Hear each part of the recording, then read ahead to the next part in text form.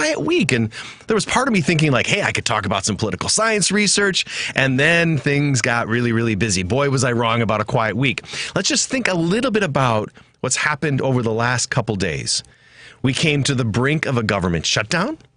Elon Musk has emerged as a co-president, presidential bro, oligarchical figure. And I think we're going to spend a lot of time today kind of thinking through the significance of Elon Musk's emergence. Trump has threatened to take the Panama Canal back. Yes, you heard that correctly.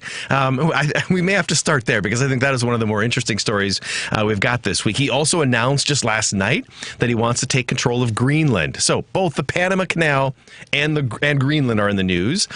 This morning, we learned that Joe Biden is commuting the sentences of about 37 of the 40 prisoners on federal death row, and he's transferring those or commuting those from death sentences to life without parole. And I think that's a really, really interesting development and something that's worth some time to talk a little bit about. And then the Matt Gaetz reports, or at least accounts of that, have been released, and that also is quite dramatic. So I think we are getting a preview of what life is going to be like in a second Trump administration. It is going to be chaotic. It is going to hit us out of left field. We're not always going to anticipate what is coming. And I feel like that, especially with some of the stories that came over the last couple days. So I was, up until about last night, I was planning on starting with Elon. And maybe after the break, we'll come back and talk a little bit about Elon. But I want to take just a second to think through the truly extraordinary comments Trump made about the Panama Canal and Greenland in the last 24 hours. So over the weekend, Trump put out a couple social media posts threatening that the U.S.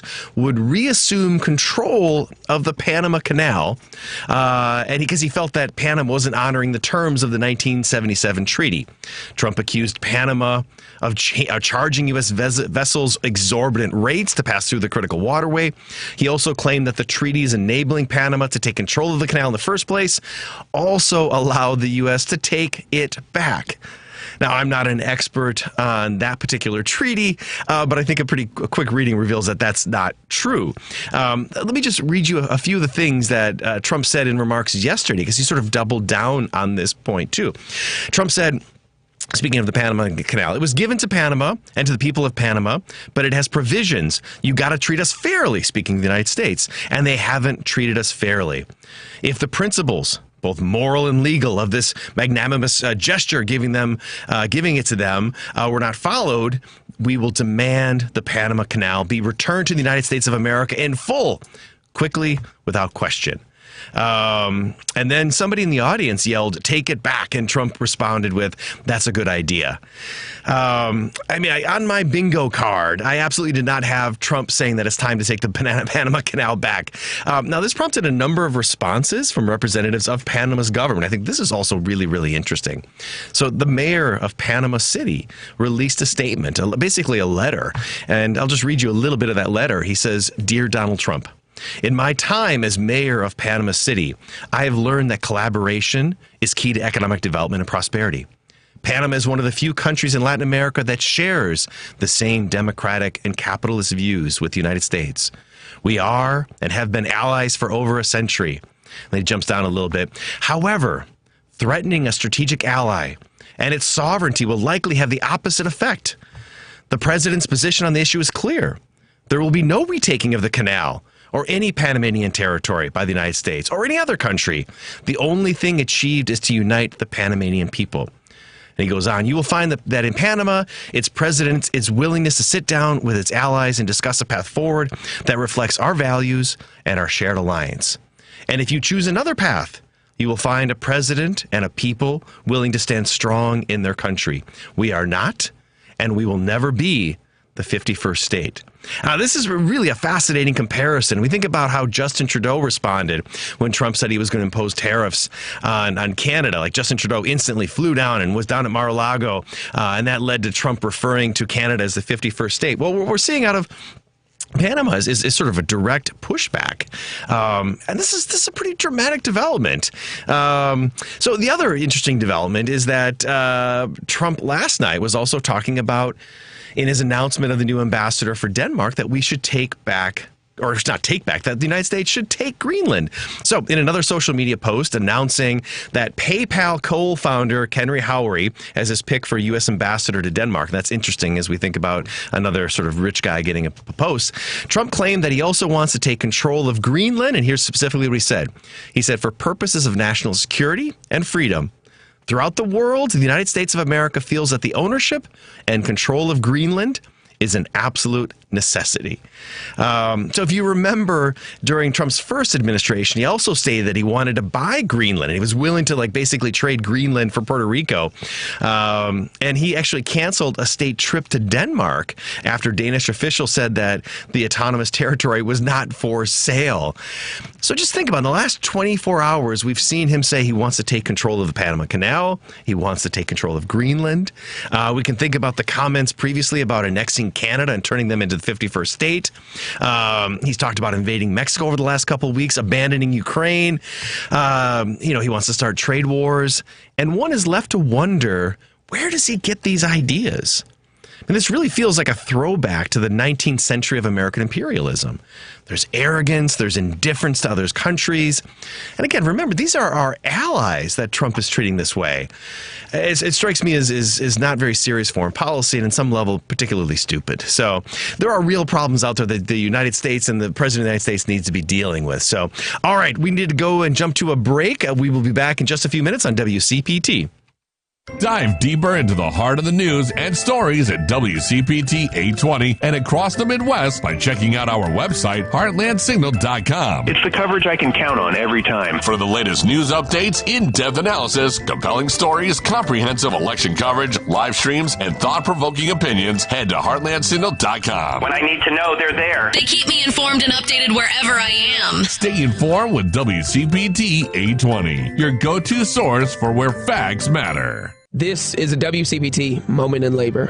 When Serena Williams won her title at the Tennis Grand Slam tournament, we know she gets the same prize money as her male counterpart. However, prior to 1973, that wasn't always the case. When Billie Jean King captured her first Wimbledon title in 1966, she was surprised to find out that the winner of the men's tournament received £2,000, while she only received £750. After being unable to find any tournaments for women, King and 8 other women formed their own tournament, the Virginia Slims Invitational, where each woman was paid $1 before posing for the famous picture of them each holding up their dollar, with the caption, "Contract Pros."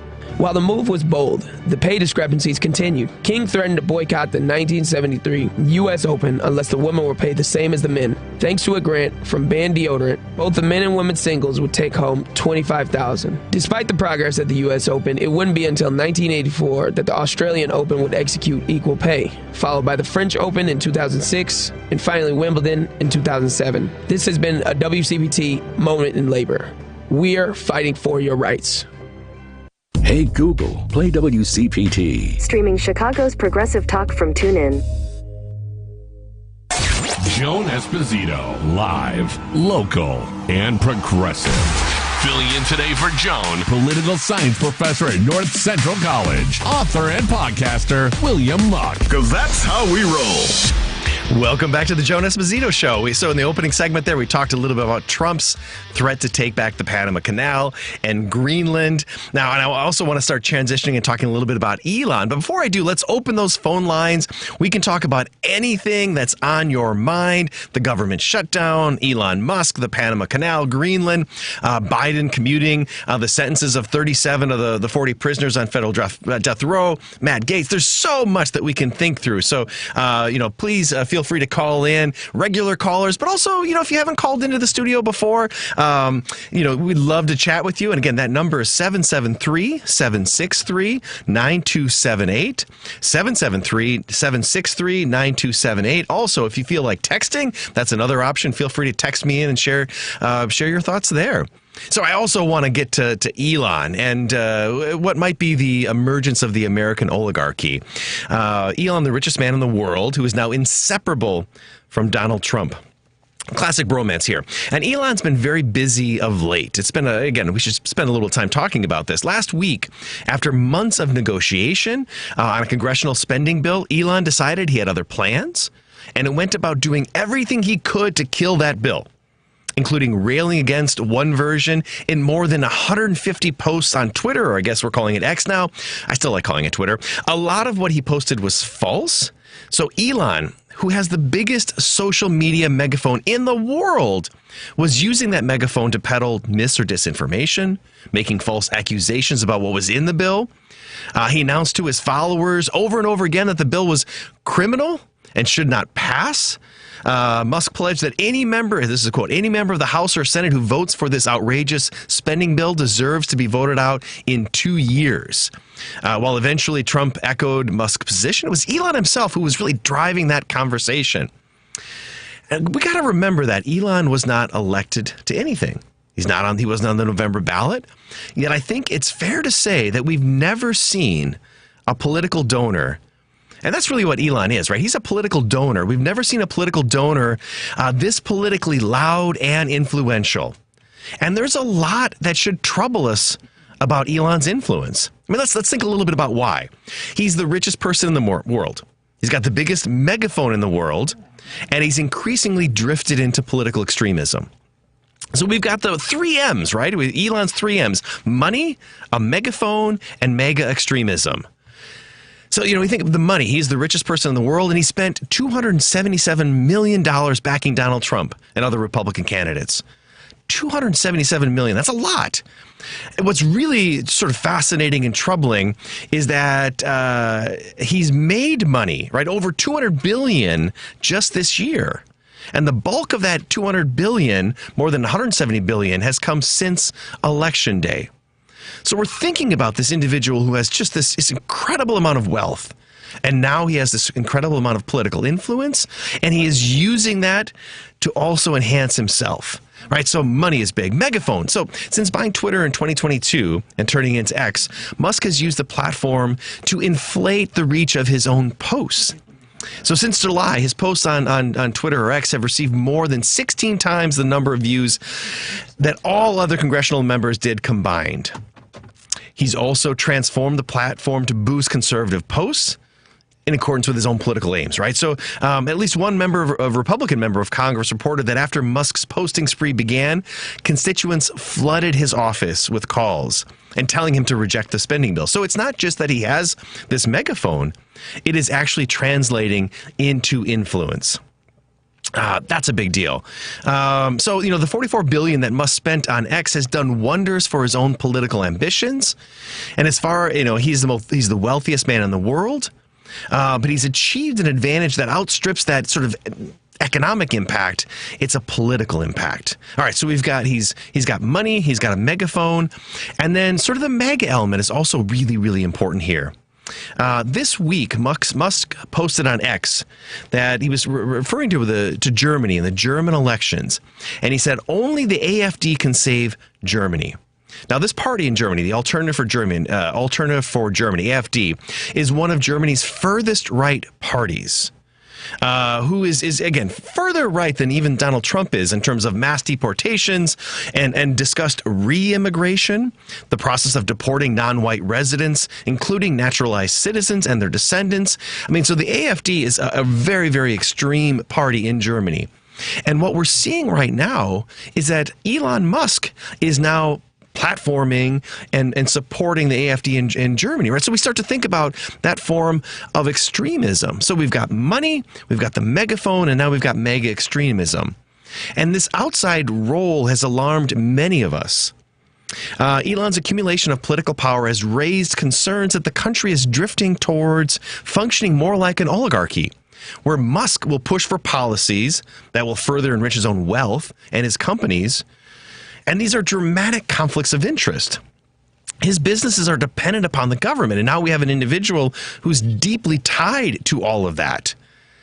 When we tend to think of oligarchy, we think about places like Russia. Yet what Musk's role reveals is there are unelected individuals who are exerting a great influence on the U.S. government. And while Musk is the most prominent, Trump's cabinet is full of billionaires. While both Trump and Vice President Kamala Harris, they enjoyed abundance of ultra-rich supporters, right? There was lots of money flowing around on both sides. Just 10 billionaires gave 44% of all the money supporting Trump. That's why I think we're starting to see the word oligarchy be thrown around. This is really, really important as we think about those pressures, right? What's going on? This is a very distinct form of influence that we haven't seen beforehand. I also wonder, when will Donald Trump get tired of Elon Musk, right? They're both narcissistic individuals. This is something where I'm sort of curious about whether and when this relationship blows up. Because at some point, you're seeing all over social media now people posting about Elon being the one that's really pulling the strings. So I don't know. It feels like this one is also destined for failure as well. So, all right, I see we got some callers coming in. Jim in Chicago, welcome to WCPT. And Jim, you want to talk a little bit about Panama? Yeah, I was going to say that's a peculiar choice of words from the president-elect. Morality of the treaty, because he's never exhibited any morality in his life. That's right. They can't point to any morality he's ever exhibited. The other thing is, I think that this vote in the House bodes well for, maybe we'll see under 4 Yuletides on Earth after this administration, because of the fact that I think that anybody with a political future, a young House of Representative or somebody who has a more political ambition than that, has to realize that entertaining the bizarre thoughts of billionaires isn't going to get you elected. I don't know how long it'll last, but it can't get you elected. We can't. It would invite everybody with a few bucks to entertain whatever bizarre thought that they have. And I don't think that's possible. And I think this is very encouraging, this vote, because they realize that as a party, the grand old party, that they'll exist after MAGA. Because Trump's 80 years old, he's not going to. How many more years can he live? And if they're young and they're ambitious and they really have an honest-to-goodness policy in their heart and mind, they're going to bring it forward. And I think that's encouraging for this Christmas season, because that's the only thing I can look forward to. Anyway, you have a great show, Professor Muck. Take care of yourself. Thank you. Thanks so much, Jim. No, I think this is a really important point, right? There was some pushback against Elon and against Donald Trump, and they essentially went back to the initial bill that Donald Trump or that Elon was so upset about, and that is a good sign. I agree with you there, Jim, that there was, at least for a short period of time, some sanity was brought to this conversation.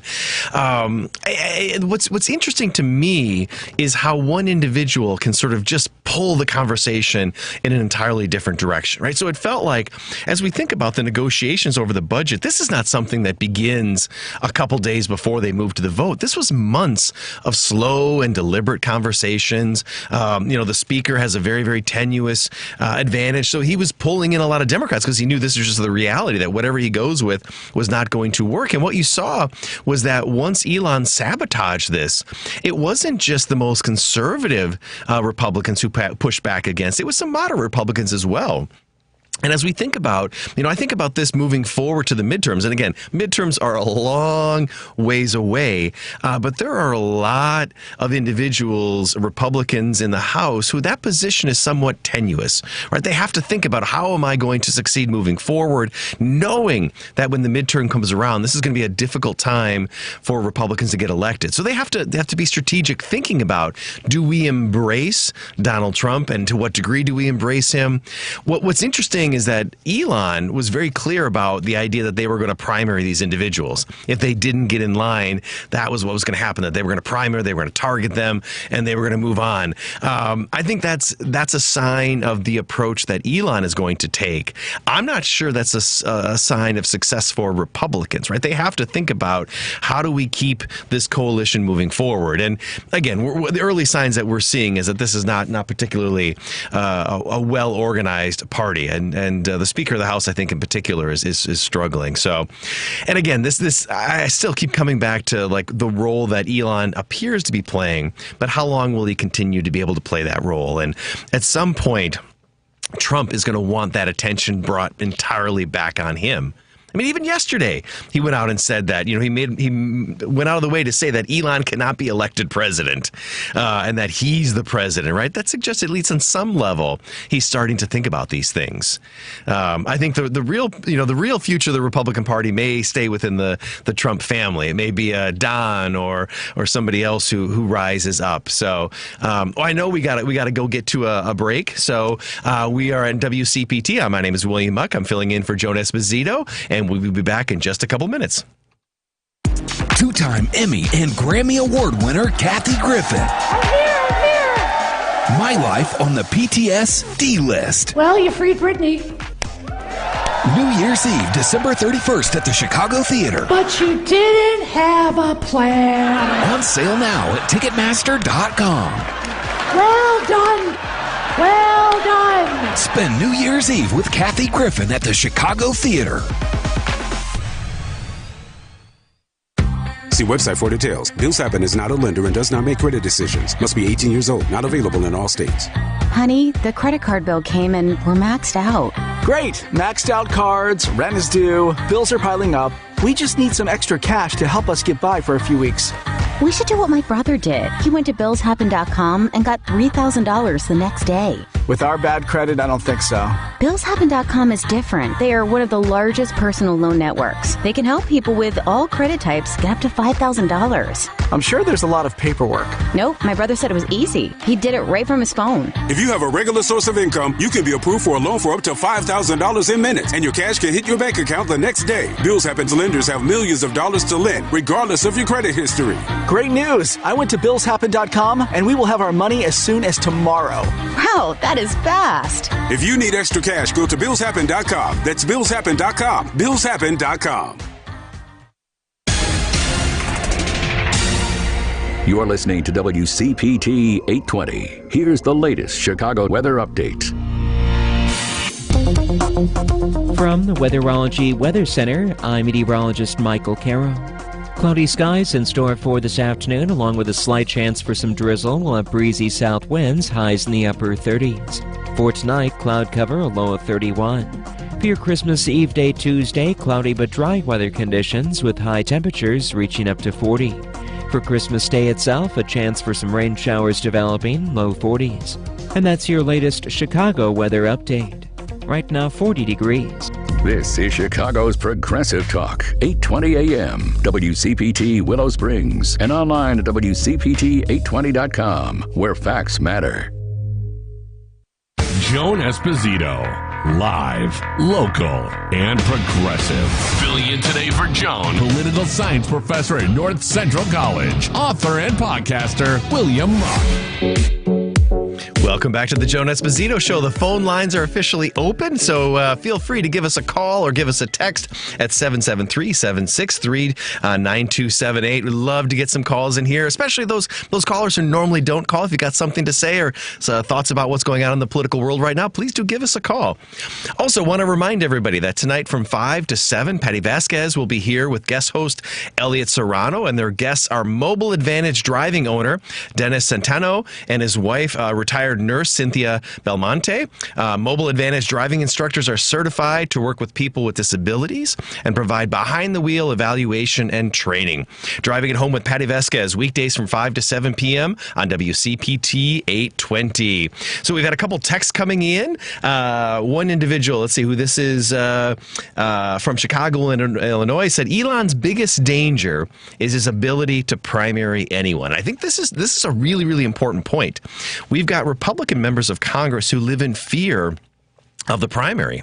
And it forces extremism on those individuals. They may want to moderate their positions, realizing their odds of getting reelected go up when they're more toward the center. But when you've got Trump and particular Elon, that changes everything, especially as we think about that megaphone that he has, where he can just put all sorts of pressure on individuals. We have another one. So another text from Joe from Los Angeles, who says that maybe Elon and fellow presidential DT are working on a leverage to a big money buyout for control of the Panama Canal. And then felon President Donald Trump can talk about a brilliant policy, perfect mega. It is a good question. I find myself wondering what is motivating Trump's interest in the Panama Canal? I don't know, but who is the Trump whisperer who keeps telling him that Panama and Greenland, these are very curious things, right? In terms of the grand scheme of international politics issues, they're not the biggest ones. So it's very, very curious that's what we're looking at. So speaking of Panama, we have caller Dave from Hoffman Estates who wants to talk a little bit about Panama. Dave, welcome to the show. Hi, Professor. With that treaty that time, weren't we supposed to surrender it over in, 1999? Yes. To get complete? Yes. So Carter was the one who negotiated it, and then the transfer occurred in 1999. You got it. Absolutely. Yeah. And serve me right now, it's 35 years to the day when we invaded, because after Noriega's thugs and police and that, and I think what set it off, there was some couple of military families. They were like at a police roadblock or whatever, and they shot and killed a couple of them, and that kind of set it off. And then that Operation Just Cause or whatever, and that was the straw that broke the camel's back. And this is an important point, Dave, right? There's a lot of history about Panama that we forget, and not all of it was good, right? I mean, the United States has a history of intervention in Latin America, and specifically in Panama. I talk to my students when I teach a course on American foreign policy, and I remind them that the United States invaded Panama, and they sort of look at me like, really? Panama? Why was the United States invading Panama? But it kind of reinforces the bully that the United States often has been with Latin America. So, no, I think this is important to think about these dynamics. Yeah, and remember beforehand, too, they had them scenes where Noriega was swinging that big old, sword or whatever it was, and how he was going to be so bad. And then when the invasion happened, he went running into, was it a church? Yeah, he went into the Vatican. I'm not sure if it was the mission or what, but yes, where he tried to have sort of diplomatic immunity by hanging out there. And then we were blaring rock music. Yes, for hours and hours. Eventually he came out, and then he was detained and brought back. And that's also some really, really interesting history as well, because that didn't follow the normal extradition process, right? So the United States was arguing that he was an international criminal. Well, normally, if you want to bring somebody in, there's a detailed extradition process. That wasn't followed. He was brought back to the United States, charged, and then ultimately, after years of being held in the United States, he was released. And if I remember my history correctly, then he maybe went to France, and then ultimately back to Canada, where he was charged at all different places. So he was charged all over the world for criminal behavior. Yeah, I remember also there was a story where I think this one guy might have been either like a CIA or DEA. They were talking about it back when the drugs, and this one guy said he witnessed Noriega coming right onto the docks to collect the monies and stuff for the drugs. Yeah, absolutely. So, there was no doubt that Noriega, and he was running basically a criminal regime there. The question again is was that the right? And I think that's what you see political scientists and historians debate. Was the U.S. intervention the appropriate way to pursue that? Now, ultimately, Americans had no problem with it. Actually, the invasion was quite popular at home, but internationally it wasn't. And so then when we put that in the context of what Trump has said over the last couple days, I can guarantee you that people living in Panama, but people living throughout Latin America, are worried and troubled by this kind of language where the United States is saying, hey, we may take the Panama Canal back, right? The Colossus of the North. That's oftentimes how the United States is referred to in Latin America, is once again re-emerging to bully smaller countries in the region. And again, why that matters is it makes it more difficult for the United States to have productive foreign policies with those countries.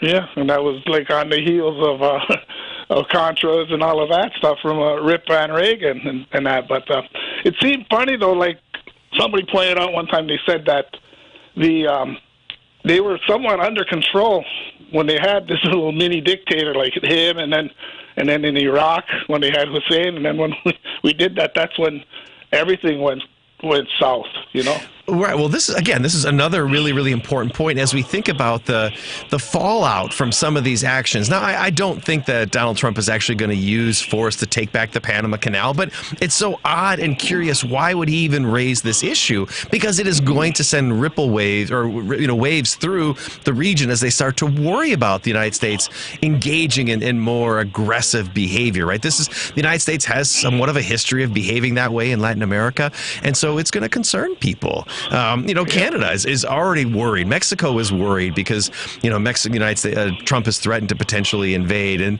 now you've got Greenland, right? It's a very aggressive and confrontational approach to foreign policy. Yeah, Trump, I don't know, like maybe you're saying with the canal, maybe he's going to collect some kind of a toll from every ship or whatever and going through it like, we do with the truckers and stuff. Got to go to the weigh station to go through. But I don't know. Sounds like, with Trump, though, he's okay with his form of a gunboat diplomacy there, That's a really good phrase. That's how it's oftentimes perceived, right? It's gunboat diplomacy, where the United States is using its military might to intimidate. And then the question is, to what end? Why is he doing this? Panama is not going to give the canal back. It's sort of interesting. No. So in the treaty itself, it does say that the United States reserves a right to maintain or help maintain the neutrality of the Panama Canal. And that makes a lot of sense, right? You don't want anybody, the United States or anybody else, to exert disproportionate influence. And I think what's likely motivating Trump's thinking on this is China, right? There's a fear that China might take control of the Panama Canal, but there's no evidence to support that, right? China certainly sends a lot of ships through the Panama Canal, but most of those ships are coming to the United States, right? The United States is still the biggest beneficiary of this, of the existence of the canal. So it's a sort of a very simplistic and naive understanding of the world that you can just threaten to take something back. And again, when Carter signed this treaty, there was some criticism of this. There was one famous member of Congress who said, "We stole it fair and square," right? But there's at least the realization that this ultimately was not something that the United States, it wasn't our property, right? It was, there's a lot more history with Colombia as well that's sort of fascinating there. But this was something that the United States should have returned. It was the right thing to do. Yep. And then what's going to be next? Is he going to go mingle with Taiwan? Anywho, it's just, I don't know. This guy, he's not afraid to use other people's kids, for, to get, shot up or whatever, killed for his bullying. No, that's and the funny thing about Trump is that when he campaigned and even when he was in president, he talked about not getting involved in wars. Right? He was the one president who didn't start a war, and the reality is that there were wars going on in his tenure. Both Afghanistan and Iraq and whatnot. But he talks about not wanting to do this. But the language that he uses with other countries is so confrontational. Whether we're talking about how he dealt with North Korea or China, or more recently dealing with Canada. Right? This is not how you conduct diplomacy. This is how you alienate people. And again, it strikes me as simplistic, naive, and just sort of offensive. The rest of the world is looking at the United States and growing increasingly frustrated with the way that we're behaving.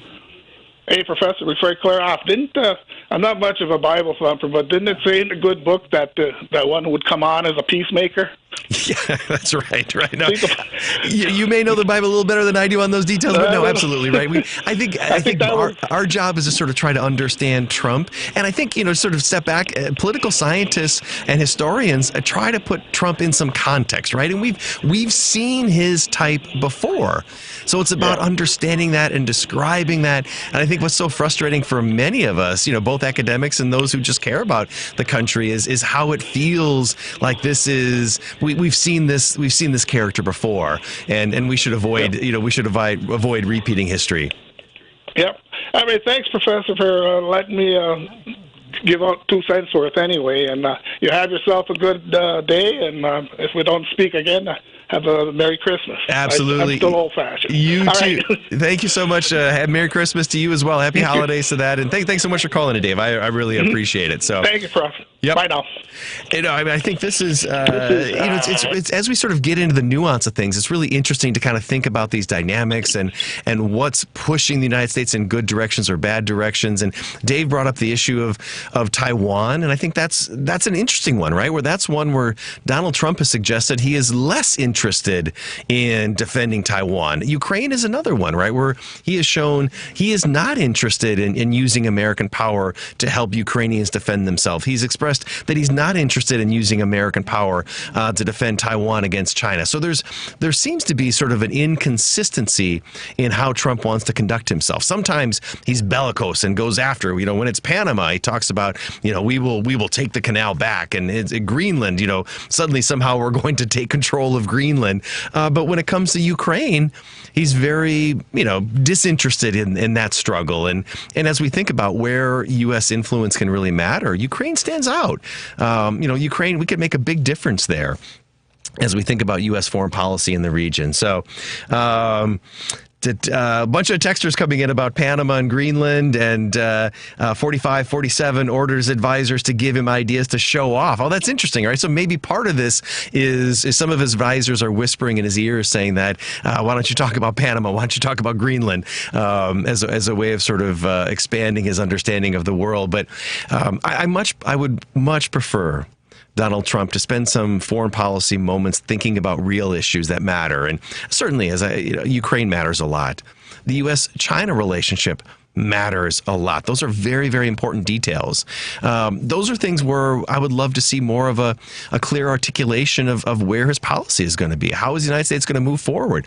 What about climate policy? These are all major, major things that really matter, and we're not hearing much conversation about that. We're hearing about, starting trade wars with Canada and Mexico. We're hearing about invading the Panama Canal. We're hearing about Greenland. These are not issues that are, again, very serious issues, and this has been one of my biggest concerns with the potential incoming Trump administration, is that it doesn't strike me as particularly interesting. So, all right, well, we are up against a break. We will be back in just a couple more minutes, and we'll take some calls. I see some calls are coming in. This is fantastic. Again, number here is 773-763-9278. Let's keep those calls coming in on WCPT. Have you heard? Affordable healthcare is better than ever. And right now there are more carriers and plans to choose from. If you're between 18 and 64 years old with a household income of $25,000 or less, this message is for you. Right now the government's Affordable Care Act is available for individual and family health coverage plans with little or no cost to you. Don't gamble with your health. Call Healthcare for All at 800-264-0899. That's 800-264-0899. WCPT Replay.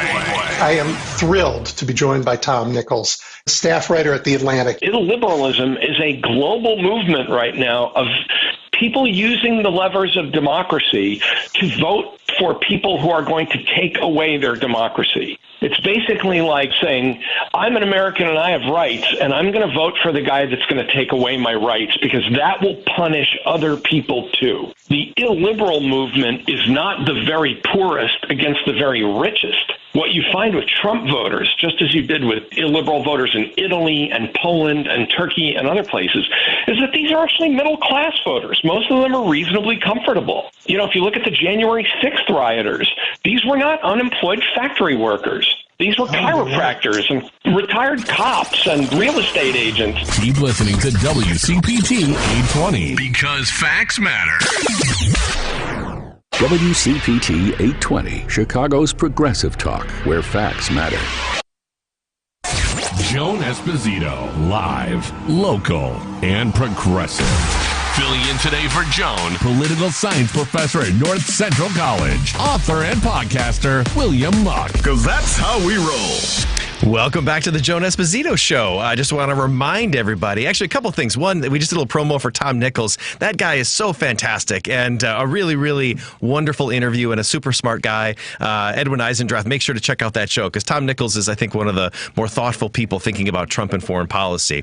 Also want to remind everybody that tomorrow on Choose Views, Richard Chu will be taking your calls and talking to Paul Gustav, Feller Simmons, PhD student at Northwestern University and lecturer at the the University of Illinois, Chicago. Choose Views, weekday mornings from 6 to 8 a.m. on WCPT 820. So, all right, let's see who we got next on the call. Earl in Hyde Park. Earl's been waiting a while. He wants to talk a little about lies and disinformation. Earl, welcome to WCPT.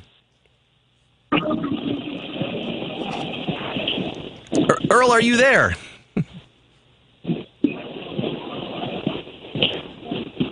I'm not sure Earl is there. Maybe we'll come back. So we also have Ron in Michigan who wants to talk a little bit about the Panama Canal and the role that China plays in there. Hey, Ron, welcome to the Joan Esposito Show. Hello, Professor. I don't want to belabor the point, but I understand that Chinese are they're leasing the canal. That they have the maintenance contract or something to that effect. Is that correct? Yes. So they have, so it's an interesting thing. They have some contracts to provide services, but they do not have any sort of operational control of the canal as well. And I think that probably, what you're speaking of, is probably what's prompting some of the concern. And again, those are legitimate concerns as you think about if China were to gain a foothold in the operation of the Panama Canal, right? So if China had any role to say who comes through, what rates are going to be, but their role right now is really more maintenance. You know, it's got some operational contracts, but they have no real influence in terms of what actually happens there. Okay, I don't trust the Chinese, or do I? I don't trust Trump. But sure. something that's very concerning me. Did you hear about the shootout Thursday night in Berwyn, where Nick Fuentes was attacked by a man named Lyons, who supposedly had killed 2 people before, and Fuentes was not injured, and Lyons was killed by the Berwyn police. Now, I was asking myself, what's Fuentes doing in Berwyn? And Trump has said that he's going to use paramilitary forces and the military and our Border Patrol to round up and starting in Chicago. I'm just wondering if Fuentes was in Berwyn to start coordinating with the Proud Boys. And if that's the case, what Roger Stone would not be far behind, because I understand he is like one of the leaders or founders of Proud Boys. So that's something that's concerned me, and I haven't heard very much about that. What do you have any thoughts on that? You know, I don't have anything specific on that issue, right? I don't know, and I can't speak to Fuentes and what his motivations were or what he was up to, but I can speak to the broader point you're talking about, which is vigilante groups, groups like the Proud Boys, and there are a whole number of those who are looking to engage in violence to promote their particular political interests and then have this uncomfortable sort of illicit relationship with Trump and the administration. So that is what really worries me, because as we look at the growth of political violence, right? So as we, one of the things that I spend a lot of time thinking about is looking at political violence around the world, and when do we see political systems break out in violence? And when you see groups like the Proud Boys or individuals like Fuentes who are sort of troublemakers, you could think of it as sort of like laying the kindling of fire. And incidents like that create the space where greater violence can play out. Violence like January 6th or other similar incidents. And I think we're in a really dangerous, precarious moment where it is likely to see incidents like that. And there may not be a direct relationship between Trump and these groups, right? Trump may not be out there saying, I want you to do this. But they sort of take his lead. They listen to the arguments that he puts out there, and then they go about pursuing their own initiatives. And that's really, really problematic. And I don't think, there's a lot of scholars who study civil wars, and they talk about the United States potentially drifting into a civil war. And it's not a civil war like the one in the 1850s. We're not thinking about that kind of civil war, but it would be a civil war of smaller pockets of violence where vigilante groups, pursuing political agendas are engaging in small-scale violence. And I think that is a sort of environment that we potentially could be moving towards. And why that matters is some of the rhetoric from politicians just put fuel on top of that fire. So when you think about somebody like Donald Trump, he could go a long way in tamping down that language, tamping down that anger, delegitimizing groups like that. And I think that's when somebody like Donald Trump can be really, really effective to say, you know what, I'm not going to do this. But he tends to do the exact opposite. I don't know. What are your thoughts, Ron? I totally agree with you. But another point is that Canada has labeled Proud Boys a terrorist organization, and they are banned from Canada. So that's another troubling thing. Like you said, the spread of that violent thought, and then you have Musk, absolutely pouring nuclear fuel on it with his media.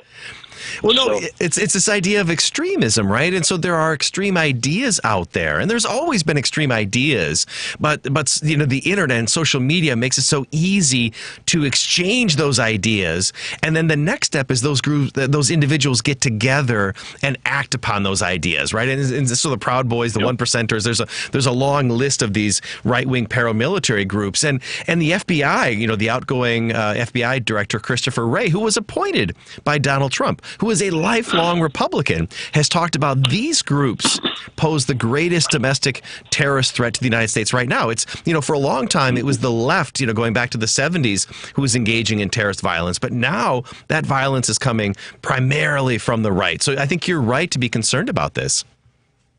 Thank you, Professor. Thanks for calling in, Ron. I appreciate it. You're welcome. Is Earl from Hyde Park, is he back and ready? Yeah. Hey, Earl, how are you? Can you hear me? I can hear you. Oh, I'm doing very good. I wish everyone season greetings and happy holiday to everyone. Well, thank you, Earl. And the reason why I called in, I wanted to express an opinion about the disillusionment and dissatisfaction with many people that voted for Trump for change.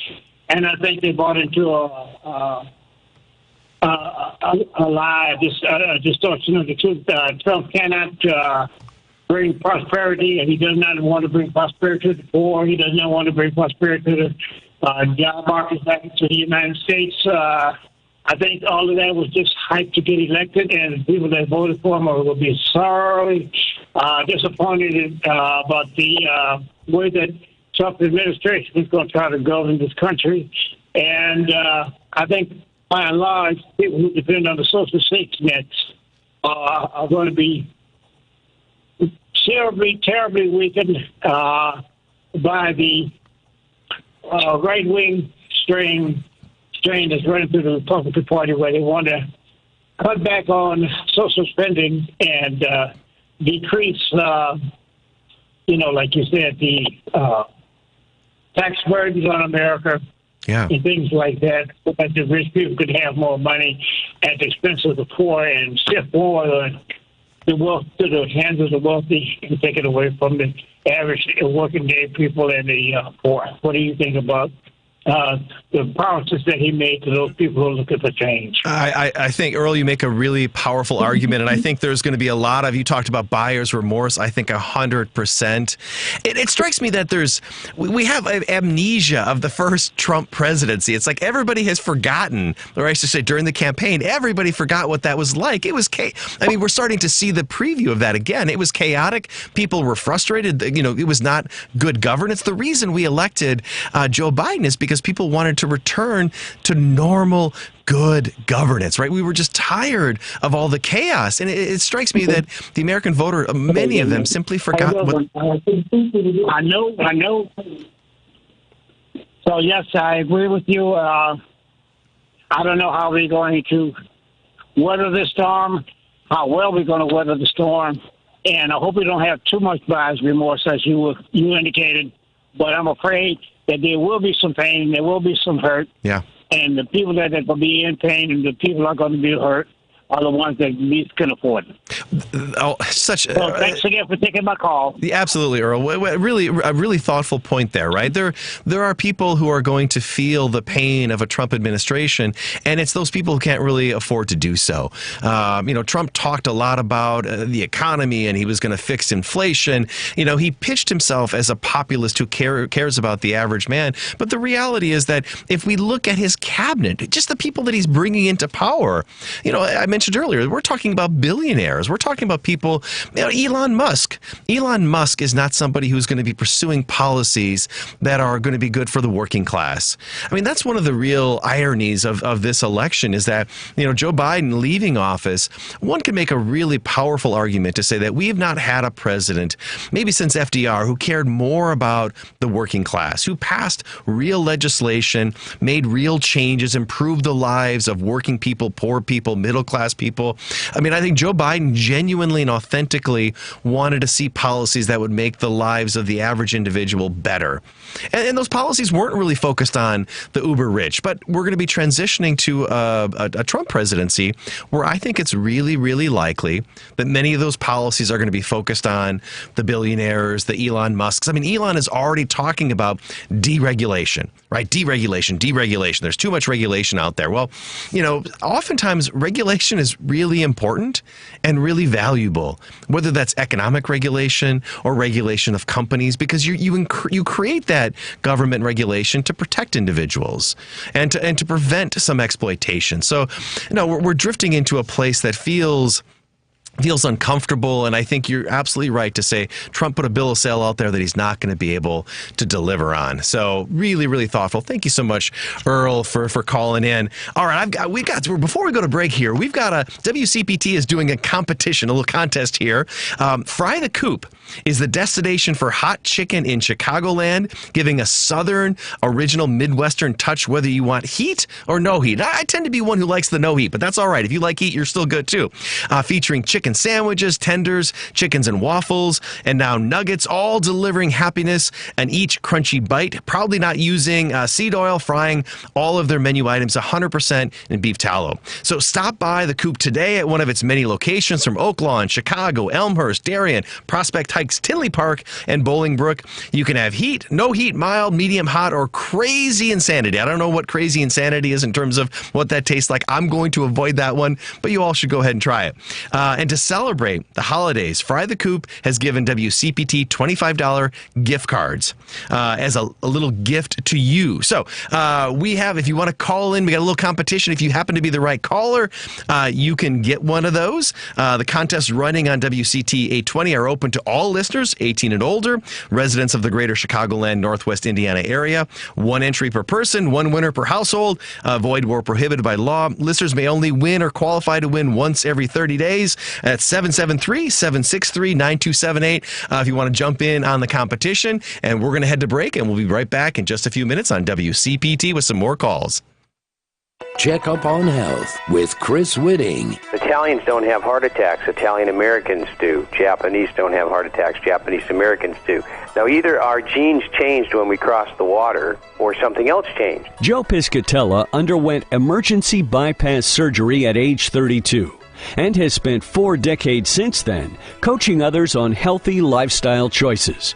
He says attitude can make all the difference after bypass surgery. The mental aspect is what keeps you doing what you know to be the right thing for your health. It's not the falling down that is the disaster. It's not getting up. That's the failure. When you get up, you can fall down as many times as you need to, but it's continuing to get up. And that all starts in your mind with a positive mindset. To center your mind, have a positive mind, and it translates into actions that benefit your heart every single day. With Checkup on Health, I'm Chris Whitting. Struggling with high cloud hosting costs and endless management headaches with your Microsoft Azure or AWS environment? Contact AmericanEagle.com for an assessment and see how they can save you time and money. AP News, I'm Haya Kunjwani. The House Ethics Committee has accused Matt Gaetz of regularly paying women, including a 17-year-old girl, for sex and purchasing and using illicit drugs, all while the Florida Republican was a member of Congress. Gaetz has denied all wrongdoing and filed a lawsuit trying to block the report's release. AP correspondent Mike Hempen reports authorities are trying to determine why some drones fell from the sky in Orlando, Florida. The Federal Aviation Administration says it's investigating why several drones collided and then fell from the sky Saturday night during a holiday show in Orlando. One woman says her 7-year-old son needed surgery after a drone hit him in the chest and the blade cut his mouth. The drones fell into a crowd of thousands of people watching the show at Orlando's Lake Eola Park. The show was permitted through the FAA. Drone shows typically require a waiver to operate more than one drone at a time. The FAA reviews each drone show application to make sure the flying public and the people on the ground are safe. I'm Mike Hempen. The Nebraska governor's prognosis is good after falling from a horse. Nebraska Governor Jim Pillen was in stable condition, with doctors saying his prognosis was positive and he should be out of intensive care despite 7 rib fractures, a partially collapsed lung due to the rib damage, a minor fracture in one of his vertebrae, and a minor kidney injury after he was bucked off a horse. Dr. Hillman Terzian. I have complications from that, but I've been very pleased with his progress overnight. He has been very, very motivated. When you examine him and you talk to him, he's a tough guy, and that shows with the way he's recovering so far. The 68-year-old underwent a minimally invasive procedure for the spleen injury at Nebraska Medical Center. I'm Julie Walker. This is AP News. Shohei Ohtani is AP's Male Athlete of the Year. AP's Ed Donahue. In his first season with the Los Angeles Dodgers, Ohtani hit 54 home runs and knocked in 130 runs. For the first time, he got to play in the postseason. Your Dodgers have won the World Series! Game audio from Fox. Ohtani put up these huge batting numbers with an injured shoulder that prevented him from pitching. Through an interpreter, Ohtani tells the AP the goal is to return to the mound in 2025. It's the small steps that I think are very important to get me to the ultimate goal, which is to just get back healthy. Manager Dave Roberts says Shohei Ohtani is an uber competitor. I'm just proud of any fame or glory or award that he receives because he just does it in such a respectful, humble way. Shohei Ohtani says he is not stopping at 3 AP Male Athlete of the Year awards. I'm Ed Donahue. I'm Haya Panjwani, AP. This is 820 AM, WCPT Willow Springs, and streaming worldwide at WCPT820.com. We are Chicago's progressive talk, where facts matter. Now, your WCPT 820 weather update. I'm meteorologist Ray Miller from the Weatherology Weather Center. Cloudy skies tonight with a low temperature of 35 degrees and light northwest winds. Tuesday, mainly cloudy and a high temperature of 38 with northeasterly winds at 5 to 10 miles an hour. Christmas Day, Wednesday, a couple of showers possible with a high temperature of 38 degrees. Thursday, chance of rain with a high of 44. Friday, showers possible with a high temperature of 48 degrees. Saturday, chance of rain with a high of 51. That's the latest Chicago weather update. Right now, it's 40. You're the only voice of reason on the radio. You give me hope. Having listened to you every day. Thank you for your clear insight. Always felt a little bit smarter. I listen to you every single day. I keep coming back to this station, and thank you for what you do. On WCPT 820, Chicago's progressive talk. This is WCPT 820, where facts matter. Joan Esposito, live, local, and progressive. Filling in today for Joan, political science professor at North Central College, author and podcaster, William Muck. Welcome back to the Joan Esposito Show. I'm William Muck filling in today. I just want to remind everybody that tomorrow during this time slot, Tori Ryder will be in for Joan, and she'll be talking to Neil Minow, Vice Chair of Value Edge Advisors. That discussion will focus on the Boeing passenger lawsuit that a Texas judge recently threw out because there's a standard DEI paragraph in it. Really fascinating. Tori will also welcome banned books author Sharon Biggs Waller, who will talk about her latest novel, Girls on the Verge, and labor consultant and organizer Amy B. Dean. That's Joan Esposito, live, local, and progressive, weekdays from 2 to 5 p.m. on WCPT. So we've had a couple texters that have been posting and are sending in messages asking about whether the United States is moving towards plutocracy or moving towards fascism. And then I think it was Mark also said that he thinks Trump and Musk, they're playing a game of Risk with the fascist oligarchies of Russia and China, and his allies are splitting up the world between them. This is really sort of interesting conversation as we think about what form of government is the U.S. drifting towards. The word fascism is so complicated and messy. In the past, I have been reluctant to use it just because there's so much, it's so loaded with the history of Hitler and whatnot. But I definitely think if we think about accurate definitions, I am concerned about the prospects of a Trump administration drifting in a more fascist direction. Certainly, I'm very comfortable with the term authoritarianism. I think Trump has clear authoritarian tendencies, and we're starting to see those already. So these are concerns that I have, and I think as we move more into the Trump administration, we have to be very, very aware of what's going on so that we can accurately describe those behaviors and tendencies. All right, let's go to Curtis, who's joining us today. Hey, Curtis, welcome to the Joan Esposito Show. Nice to chat with you. Well, thank you very much, Professor Muck, and you're from my hometown. Hey, all right, Naperville. You're a professor. Absolutely. So I'm calling as a Black American, and you notice I didn't say African American, because I'm a product of the 60s. Well, actually, a product of the 50s, but at least I went through the first voting right for Black Americans. And I think that the subject I really want to talk, first of all, Elon Musk is not a U.S. citizen. He's a Canadian citizen. That's right. Yes. So I don't know what everybody is getting so excited about and believing and talking about all of this stuff. And he's a Canadian citizen that's going to take over what we're doing. That's not right. But we need to become more educated, and I don't think that we are. The other thing is that I hear the word progressive a lot. And, a lot of African Americans, I'll call them that for the sake of them, but Black Americans, you lose a lot of them in the Midwest and in the South because they are Democrats. And if they're Democrats, and they don't need to be divided up. You're dividing the party up, right? The word progressive itself, and you're saying you got 100 committee and you got the chairman of this committee. Hey, what are you? You're progressive or you're a Democrat? Is progressive Democrat? We don't need a subtitle. Yeah. We need to be called Democrats in order to keep everybody united. Secondly, we don't need all these forces that's fighting against us. I said Black Americans because I'm a fifth-generation Black American born in America.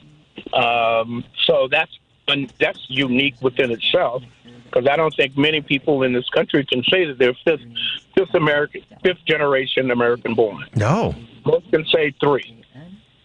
And you know whether I'm right or wrong. Right. This is interesting. I'm curious about your pushback a little bit on the term progressive, and I think it's worth some conversation because the Democratic Party remains a big tent party, and oftentimes the perception of the Democratic Party is that it is entirely progressive, but the reality is there are progressive liberal Democrats and there are centrist Democrats, and that makes it difficult to govern. It makes the Republicans have an easier job because there's much less diversity in terms of ideology and in all sorts of different measures, right? And the Republicans are very good at describing and using that term progressive against Democrats, right? So you feel that that's not an accurate way to describe the Democratic Party. Absolutely not, because number one, you're giving them a talking point. Yes. You're giving them a point. You're giving them a point to be united, and they're very good at being united. I think the Democratic Party. Hey, look, the Black Americans still have to get Congress approval to vote. So come on now, let's face it. And a lot of people that are calling themselves progressive, I don't think they even know that. Yeah. And the other thing is that some of the Black voters, and correct me if I'm wrong, I think the Black community or the Black voters make up a large percentage of the Democratic Party.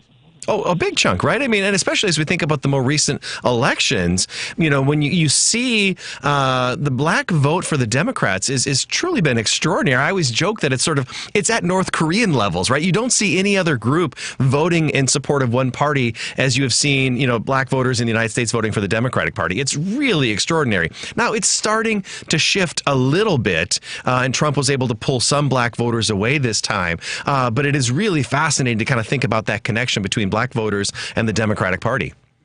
Well, a lot of those Black voters that pulled away because they saw a diversion there because they saw that Trump supposedly gave them money to support them, and that was actually just him signing the check. And a lot of them didn't realize that because uneducated voters, and I have to go to the Midwest and the South, and I know that a lot of the progressive are coming from the East and West. And I have to tell you, whether I'm right or wrong here, but they haven't done a deep dive into the people that really was helping form the Democratic Party. Yeah. No, and those people like myself, I'm quote unquote a Democrat person. I am also a political science communications. That's what my degree was in. Oh, I love it. Love it. A fellow political scientist. So what I'm saying is that we need to stop it. Because you're being divisive, even though you're saying you're being a progressive. And I heard Tom yelling about progressive and this and that. Hey, come on now. Let's get real here. If you want to unite the party, then let's choose one word. You're not choosing progressive and then the Democrat. People are confused. Well, and oftentimes these framing issues matter so much, especially when the other side is going to use that term against you.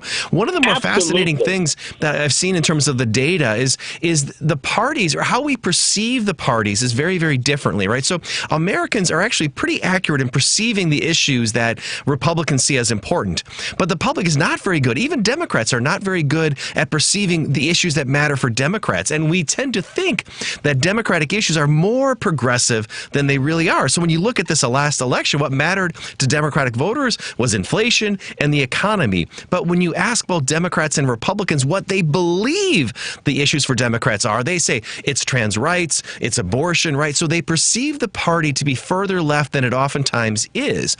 Now, again, that's not an argument to say that we shouldn't be promoting progressive causes and having these real conversations within the party itself, but it is important to use language and rhetoric that doesn't allow another side to sort of attack you for that. And I think that's a really, really important point that you're getting at. I agree with you wholeheartedly. That's why I wanted to call for some time, but I haven't, and I have not. But now I decided to just sit and wait for this. But, we need to understand that being the progressive, and a lot of the progressive that are out there, they're dividing the party. I think Joe Biden, everybody was critical, and Tom was very critical. Where is Joe Biden? Where is Kamala? Where is this? You know what? Relax. Yeah. Because, number one, he's doing a lot of things behind the scenes. Well, and this is the time when parties turn against themselves, right? I think that's what we're seeing, is this struggle to figure out where the Democratic Party is. And I've been a big proponent to say, I don't know if the Democrats need to make dramatic changes, right? I think they got caught up in an anti-incumbent wave. Let's just calm down a little bit. Let's take some time and reassess where the party is and where you want to go.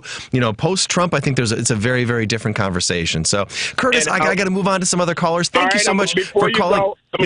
I'm going to give you one thing. Yeah. If they continue on the path, you're going to lose a large percentage of your black voters. I think this is a really thoughtful point, and you have to be thoughtful about all of these constituencies, whether it's the black voter, Latino voters, right? I mean, you have to think about the diversity of opinions within those groups. I really appreciate your time, Curtis. Thank you so much. And thank you. All right. Well, Rachel's been on the line a long time. Let's move to Rachel, and she wants to talk about how embarrassing Trump is. Rachel, welcome to the Joan Esposito Show. Yes, thank you. Good afternoon, everyone. Happy holidays. Happy holidays to you, too. Yes, thank you. So I just want to talk a little bit about the chaos that Trump is doing. I think that is an intentional tactic that he uses. He will hit people with, numerous lawsuits, one after another, and they're all frivolous. But just to kind of get us riled up, he issues a threat to a new country, a new location, almost every day. Every day in the last couple of weeks. This is to keep us on edge. And, I think their goal is to just, what do they say, to do the Democrats, to own them, own the Democrats. Own the libs, right? To own the liberals, own the libs. Right. So anything to anger us every single day, we got to get past that.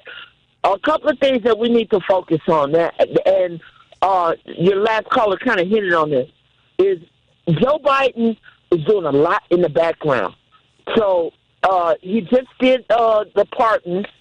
And I don't agree with all the pardons, but I believe that Trump administration will just make a spectacle of those who are left on death row. So moving past that, but I think, so one important thing are all the legal attorneys that are fighting for democratic causes. Yeah.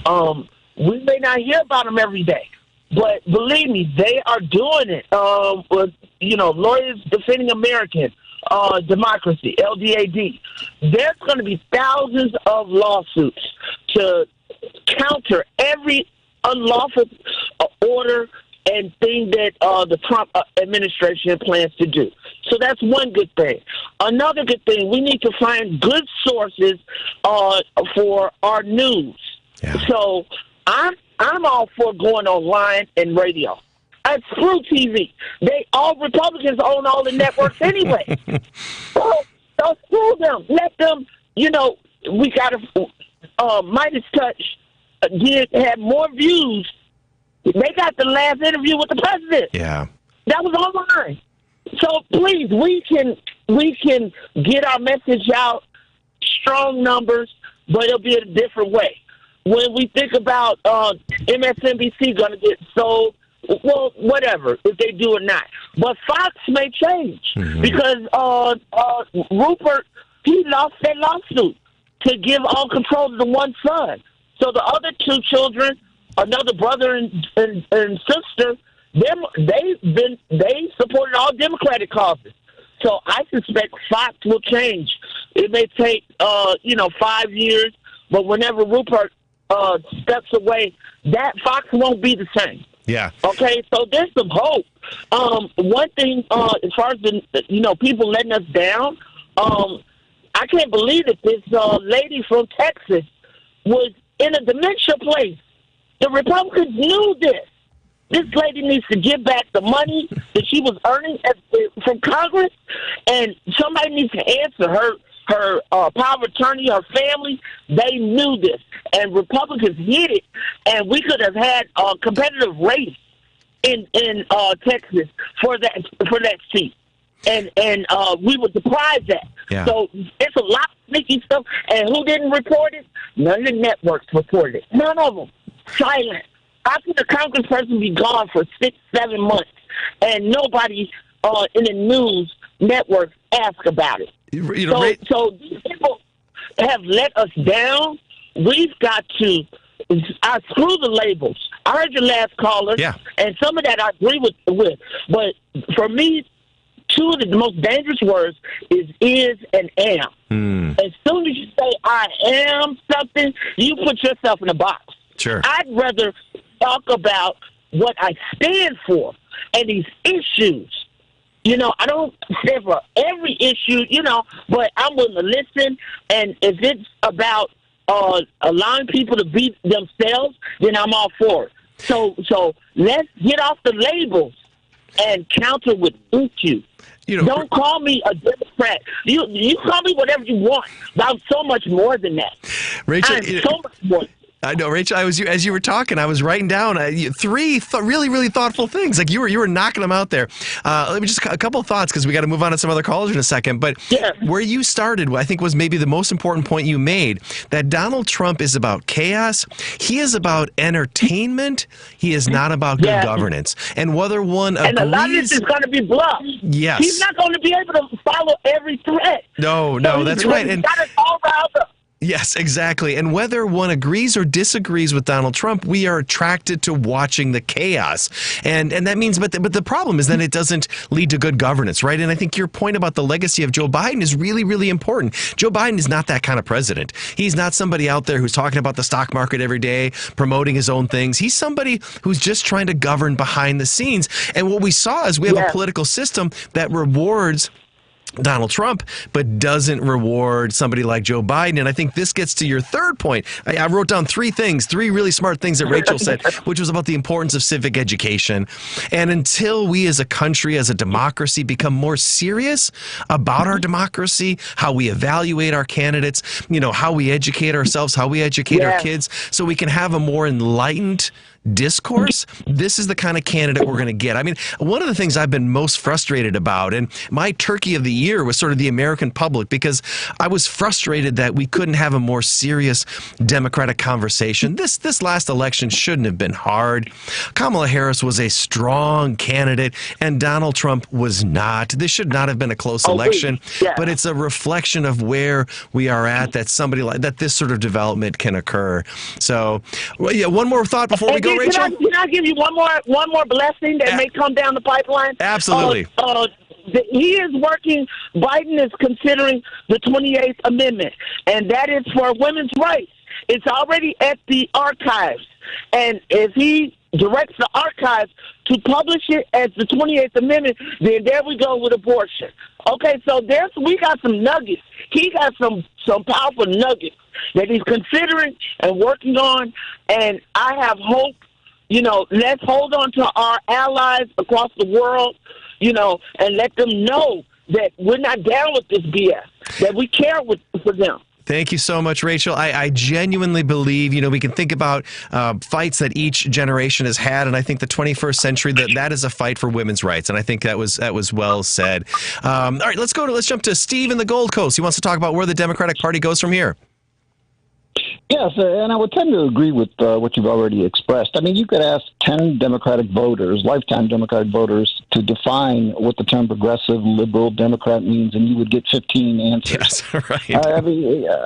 I mean, let's face it. These are nebulous terms in many ways. For I'd say 20 years, the right managed to vilify the term liberal. And that wasn't always the case. So it becomes a real problem in terms of how Democrats want to identify themselves. And then, of course, the favorite activity for Democrats has been to line themselves up in a circular firing squad. Yeah, exactly. We don't need help from Republicans when it comes to infighting. We are ready to tear each other apart because, as you point out, it is a big tent party. Yeah. And I would argue that we allowed the Republicans to define the terms that were used by the American people in terms of how we identify Democrats in this last election cycle. And as you pointed out, was the whole trans thing that big of an issue?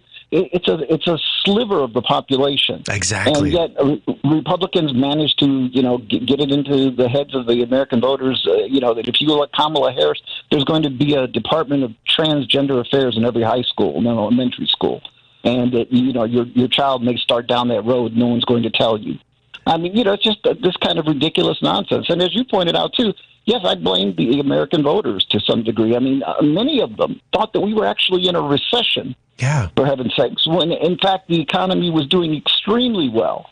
We're very close to having inflation where we want it, where the Fed likes it. We started lowering interest rates because we were heading in that direction. Unemployment is low. GDP is up, earnings are up. I mean, this is a really good economy. But if you would ask the average American, both Democrat and Republican, going into this last election cycle, how's the economy doing? Oh, not very well. It's such a good point, Steve.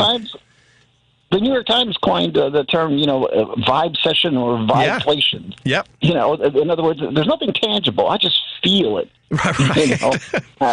It's a vibes economy. No, and I think, to your point about one of the things, the polls that struck me so much is they would ask Americans how their own financial situation was. And many of them, that was a very high percentage, said they are very happy with their own financial situation. But then you'd ask them about the economy as a whole, and they would say, oh, it's terrible. Right. So there was this disconnect being able to assess their own relative success versus the economy as a whole. And that's a major problem. And I don't know if we blame the Democrats for that or if it was simply that Trump was very good at sort of flipping that conversation. But I totally agree with your assessment there. The terms matter. Yeah, and the other thing was, quite frankly, immigration. And I do think that that's where we made a mistake. Whether it's Democrats or Republicans, virtually everyone, with the exception of a few fringe elements. I mean, there are libertarians, depending upon you want to identify them as right or left. And then there's the left that pretty much wants to adopt a policy that, people got here and they should be allowed to stay. And no, the vast majority of Americans believe that that's unsustainable paradigm. This idea that anybody who gets here would just forget about the fact that you came here, that you're undocumented, or that you gamed the system vis-a-vis our asylum laws. That sends the wrong message. And if you think that doesn't impact future immigration patterns, then you're just delusional. People have friends, people have relatives, and if we say to the world, hey, you get here, you stay 5-10 years, we're just going to let you stay, and we're just going to forget about the whole thing. I mean, there are literally hundreds of millions of people waiting in line to come to this country. We cannot send the message that, hey, the door's open, everybody come. That's because yeah, no, absolutely. That just doesn't work. And the Republicans hammered the Democrats on that issue. I think you're right. The Democrats have to rethink how they, both policy, but also how they talk about immigration. And then the other issue I think Democrats have to think about is how we talk about crime.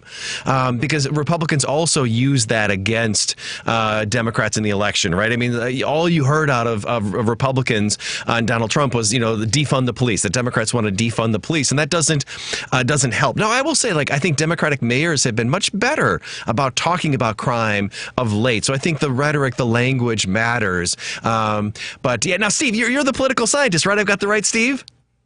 Correct. Oh, fantastic. We're up against another call. I want to get to Ron from Chicago, but thank you so much for calling in. Steve, I really appreciate your language and the rhetoric. It's such an important issue. Take it. You too. We're getting close to a break, but Ron from Chicago, we want to hop on real quick. We got a minute and a half. All right. A couple minutes ago, somebody asked about Nick Fuentes. Yes. He lives in Berwyn. In Berwyn, okay. Yes. And a couple of weeks ago, a woman knocked on his front door to complain about something, and he came out and threw it on the front steps, and he was charged with assault and battery. Okay. So he's in.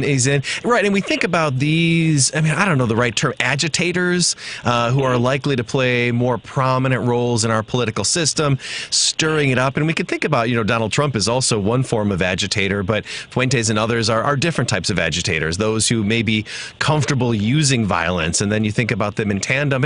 It can push the democracy in a really, really dangerous direction. You don't want to have hateful, insightful language out there, and then individuals who want to act upon that language. And one more quick thing. Last week, Trump gave somebody to be ambassador to the Vatican, and the person is anti-trans. Does this reflect the views of the Catholic Church?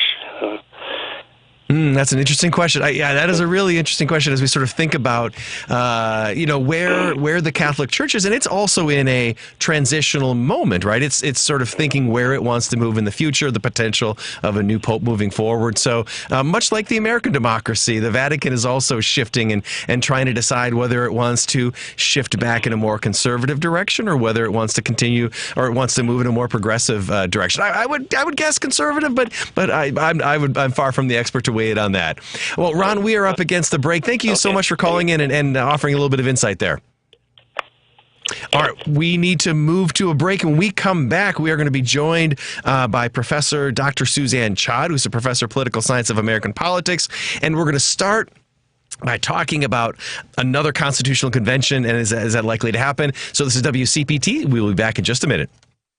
Dive deeper into the heart of the news and stories at WCPT 820 and across the Midwest by checking out our website, heartlandsignal.com. It's the coverage I can count on every time. For the latest news updates, in-depth analysis, compelling stories, comprehensive election coverage, live streams, and thought-provoking opinions, head to heartlandsignal.com. When I need to know, they're there. They keep me informed and updated wherever I am. Stay informed with WCPT 820, your go-to source for where facts matter. Make this season even brighter by lighting up every drive with the unrivaled performance of a new Porsche from the Porsche Exchange in Highland Park. Stop in today to test drive the latest models, including a new 2025 Porsche Cayenne. And right now, lease a new 2025 Macan Electric for $999 a month for 39 months. Visit the Porsche Exchange in Highland Park or PorscheExchange.com. 8,609 due at signing. Excludes tax, title, license, and dock fee. No security deposit required. Expires 1/2/25. You're listening to WCPT 820 because facts matter. Joan Esposito, live, local, and progressive. Filling in today for Joan, political science professor at North Central College, author and podcaster, William Muck. Because that's how we roll. Welcome back to the Joan Esposito Show. I am so excited to be joined by our next guest, who I talk to all the time, but I really love talking to on the radio. We are joined by Dr. Suzanne Chod, who is a professor of political science at North Central College, and she specializes in American politics, but she knows a lot about everything. Welcome back to WCPT, Suzanne. What's up, Bill? How are you? I'm doing wonderful. You know how it is. We're talking politics. It's wonderful. So, Merry Christmas, Happy Holidays, Hanukkah, all of those things. I hope you're enjoying some time away from campus. I am. I hope you are too. Yes. Doing a little radio, which is extra fun. So, of course. So I want to start, and this is sort of I texted you about this. Is a random thing, but I want to talk to you about the prospect of another constitutional convention. And there's been some writing recently about this. We had one of those way back in 1787, but why suddenly again are we hearing people talking about the need of another constitutional convention? Get our listeners up to speed. What's going on here? So, it's so interesting because if you look a little bit at the history of this, like Thomas Jefferson, for example, he advocated at the very first constitutional convention that we should have these regularly, that the Constitution should be called into question every generation. And we haven't done it. And so, again, the question is, why all of a sudden are we thinking about the need for these large-scale changes? And I think a lot of it, of course, has to do with we've got this kind of new order coming into D.C. starting January 3rd and then January 20th, where the Republican Party controls all the things. And they feel like this would be, and the state legislatures, they feel like this would be a time to make these fundamental changes to the Constitution that they have been trying to make in piecemeal, and that sometimes the court has said yes and sometimes the court has said no, but that they have some kind of momentum or even mandate from the country to make large-scale changes that would fundamentally restructure the way we look at our democracy. Ooh, this is good. So two things just occurred to me as you were talking.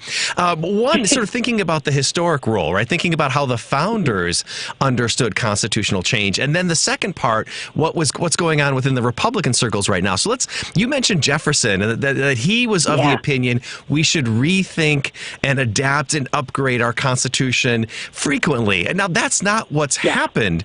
And we've tended to look at this document as if it was like the Ten Commandments, right? That it came down and you never touch them again. That's been our perspective. But you're telling me that some of the founding fathers really believed that it was important to update and change this document as history played out.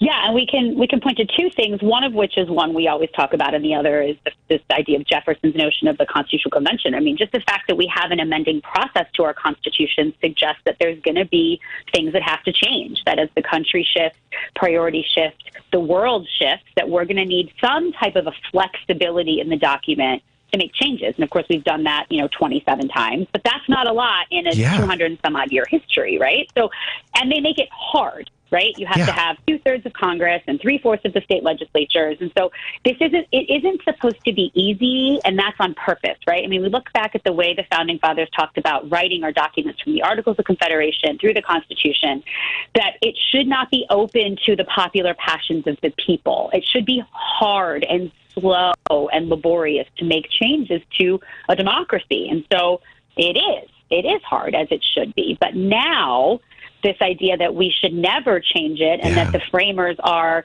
these philosopher kings who got it right from the beginning and it's frozen in time and we should always revere it in that way was not even accurate from the beginning, because Jefferson said that a constitution should be called into question and rewritten, he said, every 19 years. Every generation should have a fresh look at it, because this generation should not be burdened to the democracy written by the previous generation. Oh, that's so smart and thoughtful, right? I mean, because we see this, I think about it, again, as you were talking, it made me think of the Supreme Court and this idea of originalism. And my frustration with originalism, but we oftentimes see conservative justices make the argument that we have to go all the way back to the founding.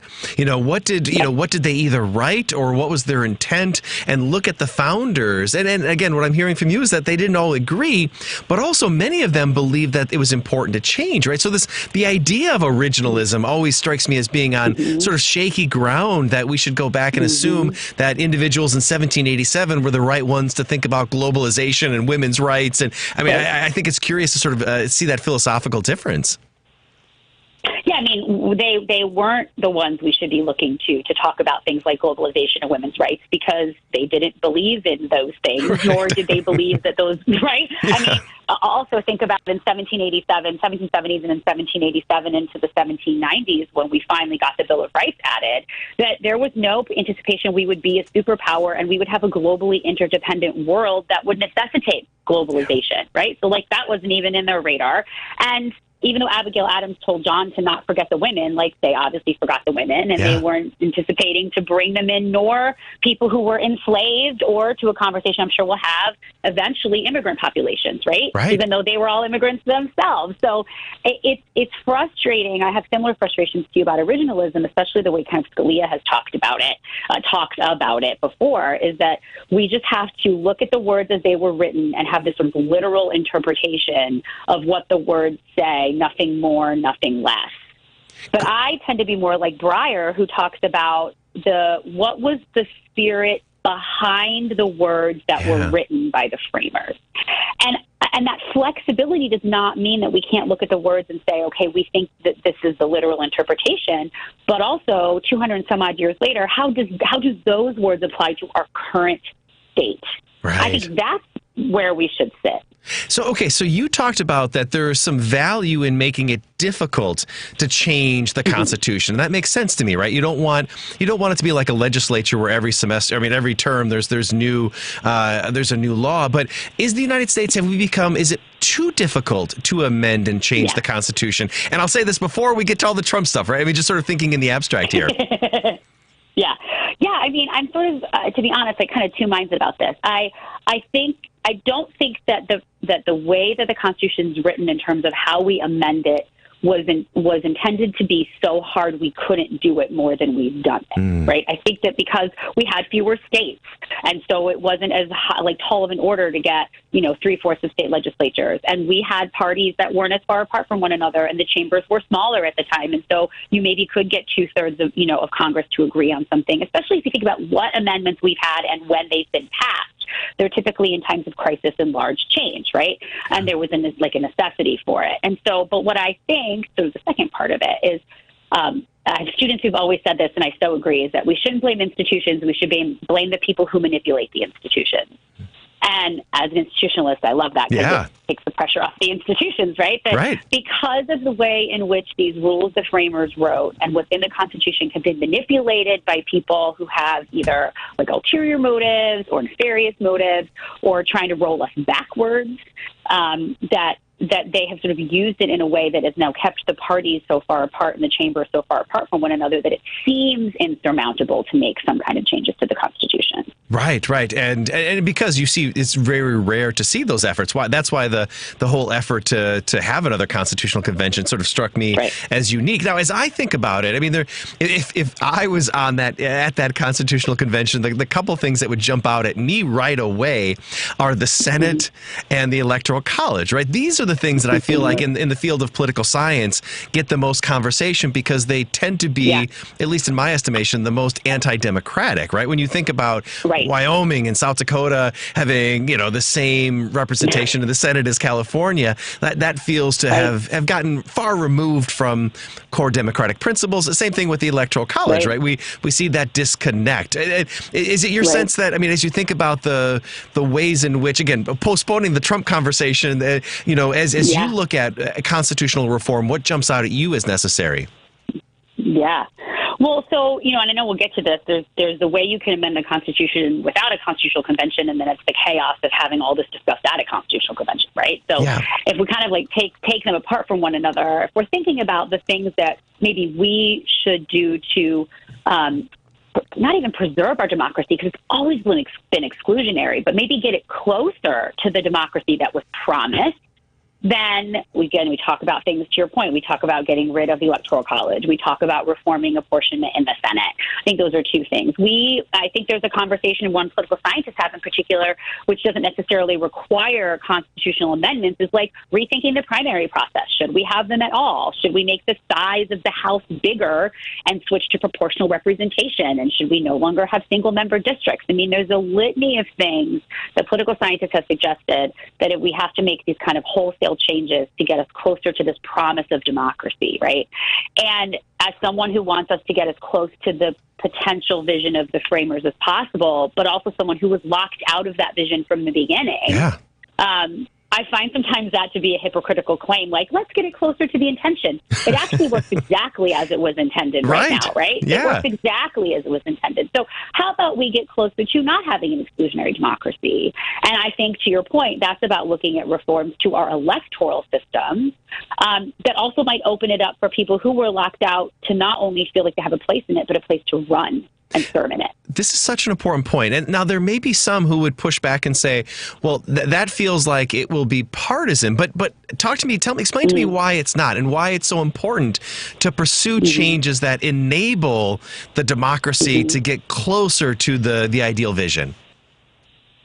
Yeah, and this is what you say is so important because when anyone talks about, the fact that we have an exclusionary democracy, it's like, oh, you're playing the race card, you're playing the gender card, you're playing the this or the that card, especially as someone who inhabits one of those identities. I get that all the time, right? Yeah. And so I think I see that as, pushback and in terms of partisan pushback, like you suggested. But and it's hard because there's this notion of those who have always benefited from a system that was made for and by them, that anytime others are just asking to have the same types of protections, it feels like this zero-sum threat of, oh, no, if you get even a shred or close to what we've always been given, that means I'm less powerful or I have less protection or it's taking something away from me. Because they feel, we talk about social positioning, that they feel like their social position at the top of that hierarchy is being threatened. And so it's hard sometimes to have that conversation when they're coming from that perspective. But what I try to say is, it really makes the most sense that our democracy is the strongest and your protections are even more solidified when every other person around you gets exactly the same ones, because then we value them the same and we fight for them the same and we revere them the same. And that is not what we have right now. Well, this is, again, another really thoughtful point, right? And in some ways, if we think about making those reforms, it could potentially put the democracy in a better position where some of the partisanship, some of the anger, right, some of that is addressed because the governance is responding to the demos, to the people, to the wishes of the people, because they feel like they are no longer being excluded, right? It always strikes me that if you improve the democracy and you make it more responsive to the entire electorate, that actually may diffuse some of the problems. I think you're right, and I agree with you like wholesale on this. I think that logically that makes the most sense, and I try to often think about, okay, if I go on the other side of this to me makes so much sense and it's so logical, but like on the other side, why wouldn't people feel the same way? And I think some of it, so Arlie Russell Hochschild, who's a sociologist and does some anthropological work, she wrote this incredible book years ago called Strangers in Their Own Land. She goes down to the bayou and she talks to people and tries to figure out why they seem to be acting against their own self-interest, for who they're voting for, what policies they want. It seems like they benefit from voting for certain people or certain things. But what they said by and large is, I'm okay with getting less as long as they don't get anything. And she just came out with a new book, in fact, which I haven't read yet, but it's on order, where the crux of it is she talks to people and it's about pride. So she's engaging in this conversation with people about pride and how that not only keeps them from seeing others' perspectives or asking for help or realizing, to your point, that if everybody gets the same, it makes it stronger.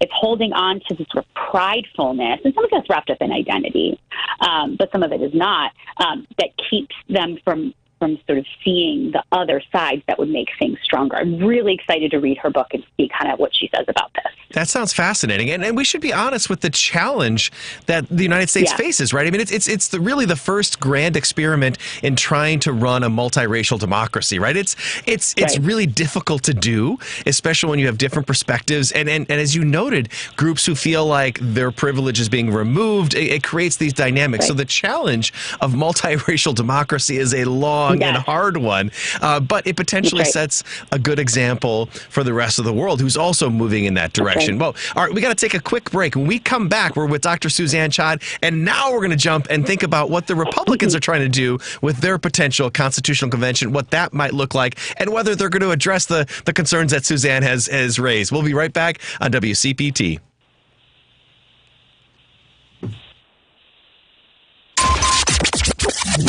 WCPT replay. You recall the IPCC, the Intergovernmental Panel on Climate Change, warned repeatedly over the last 3 decades that if we hit 1.5 degrees Celsius, the weather's going to go nuts and it's going to start killing people. And that's what we're seeing right now, and it looks like 2024 not only is going to be the warmest year in history, but it's going to be the first year that the planet was consistently above 1.5 degrees Celsius above the pre-industrial level. And Trump's response to that is he continues to argue and continues to put people in his administration who say that climate change is a hoax. Keep in mind, the billionaires who helped fund Donald Trump, many of them make their money by poisoning our planet. Keep listening to WCPT 820 because facts matter. You're listening to WCPT 820. Here's the latest Chicago weather update. I'm meteorologist Ray Miller from the Weatherology Weather Center. Cloudy skies tonight with a low temperature of 35 degrees and light northwest winds. Tuesday, mainly cloudy and a high temperature of 38 with northeasterly winds at 5 to 10 miles an hour. Christmas Day, Wednesday, a couple of showers possible with a high temperature of 38 degrees. Thursday, chance of rain with a high of 44. Friday, showers possible with a high temperature of 48 degrees. Saturday, chance of rain with a high of 51. That's the latest Chicago weather update. Right now, it's 41. This is Chicago's Progressive Talk, 820 AM, WCPT Willow Springs, and online at WCPT820.com, where facts matter. Joan Esposito, live, local, and progressive. Filling in today for Joan, political science professor at North Central College, author and podcaster, William Muck. Welcome back to the Joan Esposito Show. We are talking with Suzanne Chod about a new constitutional convention and what that might mean. Before we get back to that conversation, let me remind everybody that Joan Esposito, live, local, and progressive, now has its very own podcast. 2, actually. Joan Esposito full episodes and Joan Esposito featured interviews. You can subscribe to one or both. The podcast is available on Spotify, Apple Podcasts, TuneIn, iHeartRadio, YouTube, and Amazon. Just search for Joan Esposito or get the links on Joan's show page by visiting theheartlandsignal.com and clicking on her picture. The full episode feed will include this show and Fridays when I'm back also here filling in for Joan. So, all right, Suzanne, we were talking about the Constitutional Convention and theoretically what we would like to see. What are Republicans talking about with their version of a constitutional convention? What are some of the issues and things that you think they are going to be kicking around? Yeah. Well, it's so funny because I think there's 2 ways to look at this. One is what are they saying that they want to have this convention for, and then what they'll actually do if they get it. Because a lot of what we're hearing is that, okay, and other states have petitioned for it before for various reasons, similar reasons, is we want to have some kind of balanced budget amendment in the Constitution, which has actually been swirling around for decades. Let's make sure we have a balanced budget amendment. So they feel like if maybe states can petition for that, and then even maybe some Democratic-leaning states would be like, oh, yeah, that actually sounds like a great idea. Or there's already pending petitions from previous years of states who petitioned the National Archivist to have all of this happen, that I think one of the issues that they're leading with to try to get some buy-in is this sort of innocuous issue of having a balanced budget amendment added to the Constitution, which, by the way, could be done without a constitutional convention. And so I think that there's some ulterior motives here. But then once or if we got to a constitutional convention, I think there's any number of provisions in the Constitution, let alone the 14th Amendment, that they would want to reconsider or potentially strengthen language, like the Second Amendment, for example. Like they want to rewrite or have something that sounds different that makes it even more difficult for states to regulate gun ownership and gun rights. I think there would be a possibility for sure that they would want to add a constitutional ban to abortion and I think that's something that while Trump has said he is not for, I think we all know that he was before. But because there are no provisions in the Constitution of how the convention or a convention actually works, it would become a nightmare free-for-all. And now we're seeing a lot of states that initially, like California and some liberal states who had expressed some interest in a constitutional convention, are passing laws saying or rescinding that, right? They're saying we don't want to be a part of that. Why are they doing that? Because they want to make sure that the Republican states don't have the numbers to move forward with this? That's exactly right. So because of the way that the provision is, there has to be 34 of 50 state legislatures have to agree, and then they request that Congress call the convention. So if a state has ever petitioned for a convention before and not rescinded it, it still sits there as an active open petition. So there is someone, for example, and I'm trying to remember what state it was, and I'm so sorry to the listeners, I don't remember off the top of my head, that has asked the archivist to go back and look and see, because they think that there's already enough standing petitions to call a convention. So states like California and any other state, for example, who has ever petitioned previously that doesn't now want to be, one of the number of 34 to get us to a convention, is trying to get rid of that petition for that exact reason. That's really fascinating. And you can understand the panic among Democratic states, because while they might believe that a broader, more philosophical conversation about reforming government is good, they probably are much less excited about one that would ban abortion and get rid of the 14th Amendment, increase the power of the Second Amendment. All these things feel very, very threatening, right? Because one does get a sense that a lot of Democrats are really worried about what's going on here. And we actually just had a texter call in and say that this is something that's been going on in the right-wing media for a long time. Like Mark Levin and others have been pushing for this constitutional convention for a long period of time.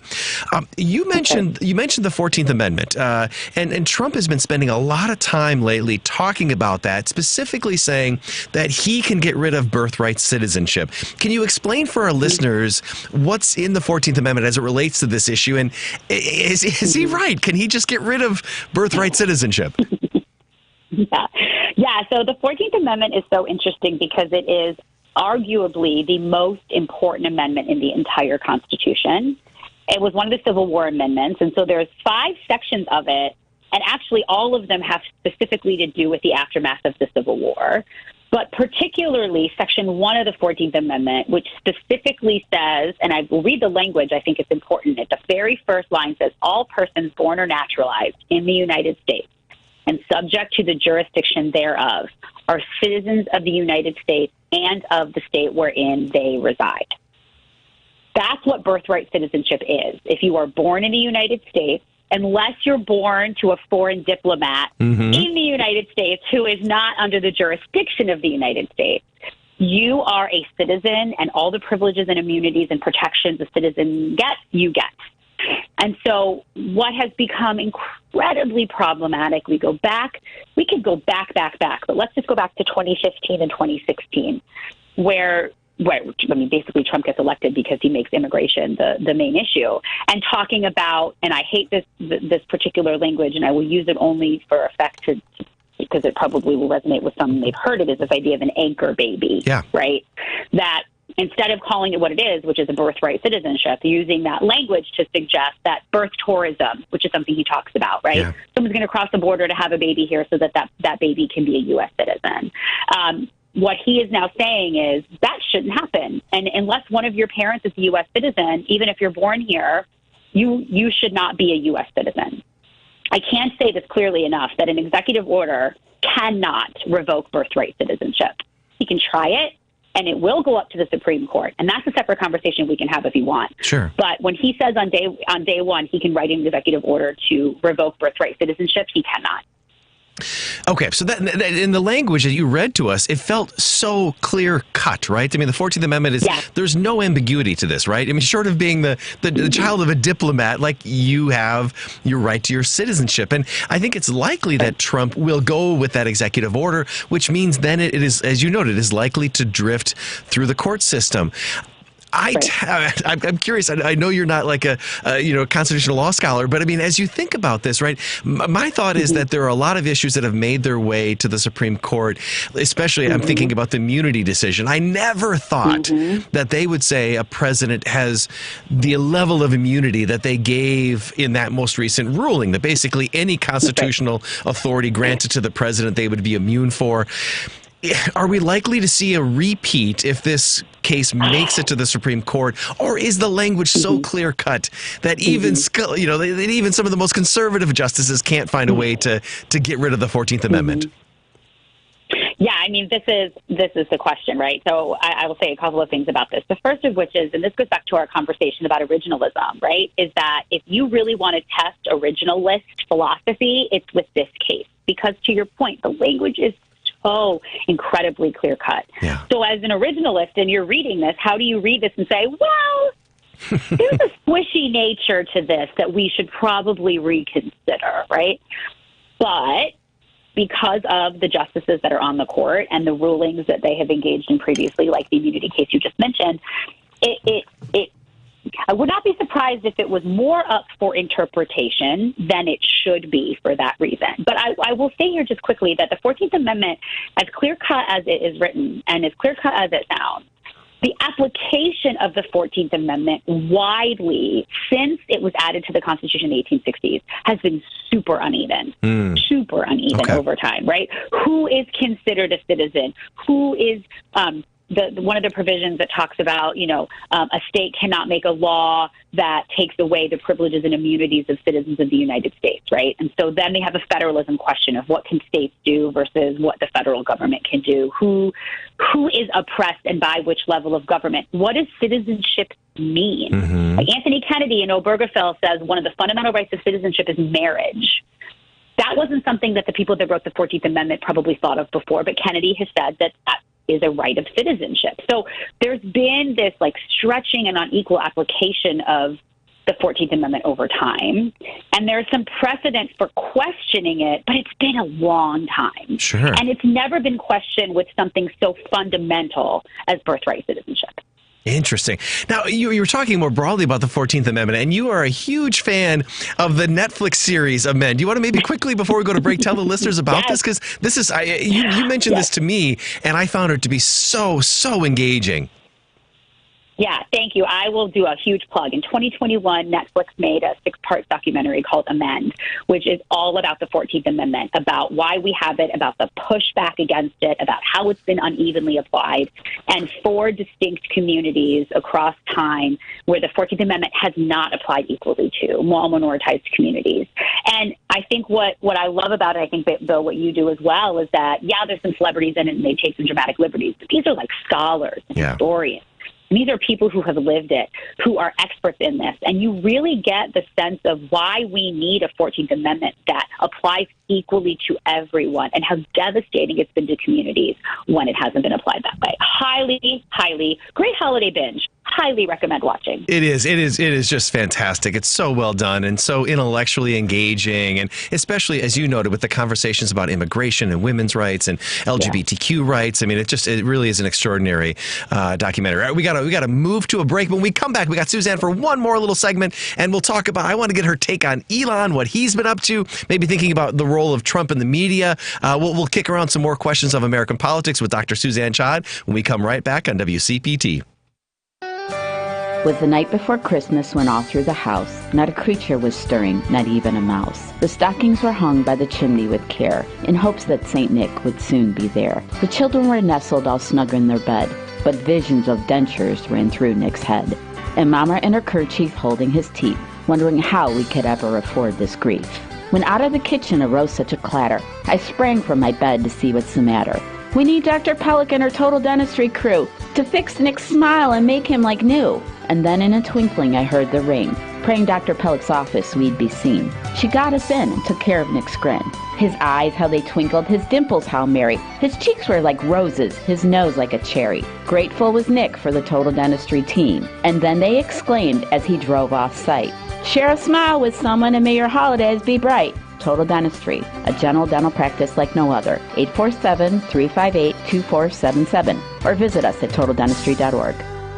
This is an important announcement for anyone who wants health insurance, even if you missed the deadline. Right now, you can get the health insurance you and your family need from top insurance providers, even if you have pre-existing conditions or no insurance at all. The Plus Benefits Health Insurance toll-free number has been extended to help anyone who wants health insurance coverage now, or if you need a better plan or a lower price. Call Plus Benefits Health Insurance now at 800-378-1388. The call is 100% free and the help is real. Call 800-378-1388. That's 800-378-1388. Whether you get pulled over or get into a crash, drinking and driving will change your whole world. Drive sober or get pulled over. Paid for by NHTSA. AP News, I'm Haya Pinjwani. An ethics report on Matt Gaetz has been released. AP correspondent Mike Hempen reports. The House Ethics Committee has accused Matt Gaetz of regularly paying for sex, including with a 17-year-old girl, and purchasing and using illicit drugs. The 37-page report includes explicit details of sex-filled parties and vacations that Gaetz took part in from 2017 to 2020 while representing Florida. The findings conclude he violated multiple state laws related to sexual misconduct while in office. Gaetz has denied all wrongdoing. He has filed a lawsuit seeking to block release of the report, which he says contains untruthful and defamatory information. Gaetz was nominated by President-elect Trump to be Attorney General before withdrawing from consideration. AP correspondent Michael Sisak reports defense lawyer Karen Friedman Agnifilo took issue with the dueling state and federal charges against Luigi Mangione. She said that Mangione, the 26-year-old Ivy League graduate, is being treated as a political ping pong ball between what she said are warring jurisdictions. She also took issue with Mayor Eric Adams showing up on Thursday at the heliport where Mangione's police helicopter that brought him part of the way from Pennsylvania landed. Adams at that time made comments to the media saying that he wanted to be at the heliport to look Mangione in the eye and referred to him as a terrorist. Automakers Honda and Nissan are joining forces. The two companies say they've signed a memorandum of understanding and that Mitsubishi Motors, the smaller Nissan Alliance member, has also agreed to join talks on integrating their businesses. Japanese automakers have been lagging behind their big rivals in electric vehicles, and they're trying to cut costs and make up for lost time. Even after a merger, Toyota would still remain the leading Japanese automaker. I'm Donna Warder. This is AP News. Changes are coming to the cold and cough aisle of your local pharmacy. U.S. officials are moving to phase out the leading decongestant found in hundreds of over-the-counter medicines, saying that it doesn't actually relieve nasal congestion. Phenylephrine is used in popular versions of Sudafed, Dayquil, and other medications. Experts like Dr. Mark Dikowitz with the FDA say it's not effective. We now have compelling, convincing evidence that oral phenylephrine is ineffective at relieving symptoms of nasal congestion. And Jennifer Schwarzot is also with the FDA. I feel that this drug in this oral dose should have been removed from the market a long time ago. If you still want to take pills or syrups for relief, you'll probably need to head to the pharmacy counter where the pseudoephedrine-containing versions of Sudafed and Claritin D remain available without a prescription. But you will need to present a valid form of photo ID. I'm Haya Pinchwani, AP News. This is 8:20 a.m. WCPT Willow Springs and streaming worldwide at WCPT820.com. We are Chicago's progressive talk, where facts matter. Now, your WCPT 820 weather update. I'm meteorologist Ray Miller from the Weatherology Weather Center. Cloudy skies tonight with a low temperature of 35 degrees and light northwest winds. Tuesday, mainly cloudy and a high temperature of 38 with northeasterly winds at 5 to 10 miles an hour. Christmas Day, Wednesday, a couple of showers possible with a high temperature of 38 degrees. Thursday, chance of rain with a high of 44. Friday, showers possible with a high temperature of 48 degrees. Saturday, chance of rain with a high of 51. That's the latest Chicago weather update. Right now, it's 41. Remember when you get to work to hop over to WCPT820.com or the TuneIn Radio app and stream The Stephanie Miller Show. Weekdays 8 to 11 a.m. on Chicago's Progressive Talk, where facts matter. Alexa, play WCPT. WCPT from TuneIn. Joan Esposito, live, local, and progressive. Filling in today for Joan, political science professor at North Central College, author and podcaster, William Muck. Because that's how we roll. Welcome back to the Joan Esposito Show. We are talking with Dr. Suzanne Chod about all things American politics. Before we get back to that conversation, let me remind you, if you haven't already, you can follow Heartland Signal on X, Facebook, TikTok, Instagram, and Threads at Heartland Signal. It's one word. And be sure to check out heartlandsignal.com for daily updates. All right, Suzanne, I got to pick your brain about Elon. He's been living rent-free in my brain for a couple days. What do you make of this development of one individual with, tons of money and a massive megaphone impacting our political system? I'm just curious, what are you seeing when you look at him? Oh my God. The living rent free is so funny because, I wish he was out of my brain. Yes. And I don't wish he was out of my brain for any type of particular, personal reason, but it's this, having just come off of the budget debacle last week with him basically putting his thumb on the scale and all of the things, I'm just super frustrated. And if I could just quickly, I don't know if you saw, Bill, that Lauren Boebert was speaking at Turning Point last weekend, and I don't know if you happened to hear what she said. No, about I didn't. The DOGE. Okay, so I was thinking about this as we were texting earlier this week, but she basically said, I won't quote it, but she basically said that she's super excited about the DOGE commission, and that she said that she wants it to do Congress's job. Congress used to hold waste and fraud accountable, and Congress used to hold government spending accountable, and all the agencies of the federal government. And she's saying that this is revolutionary, and that this commission will do the work of Congress finally. That strikes me as a little unconstitutional. That's all I can think about is that, yes, the budget has the responsibility. The budget is shared between the two branches, but it's very clear in the Constitution that any revenue-generating bill has to originate in the House. Yeah.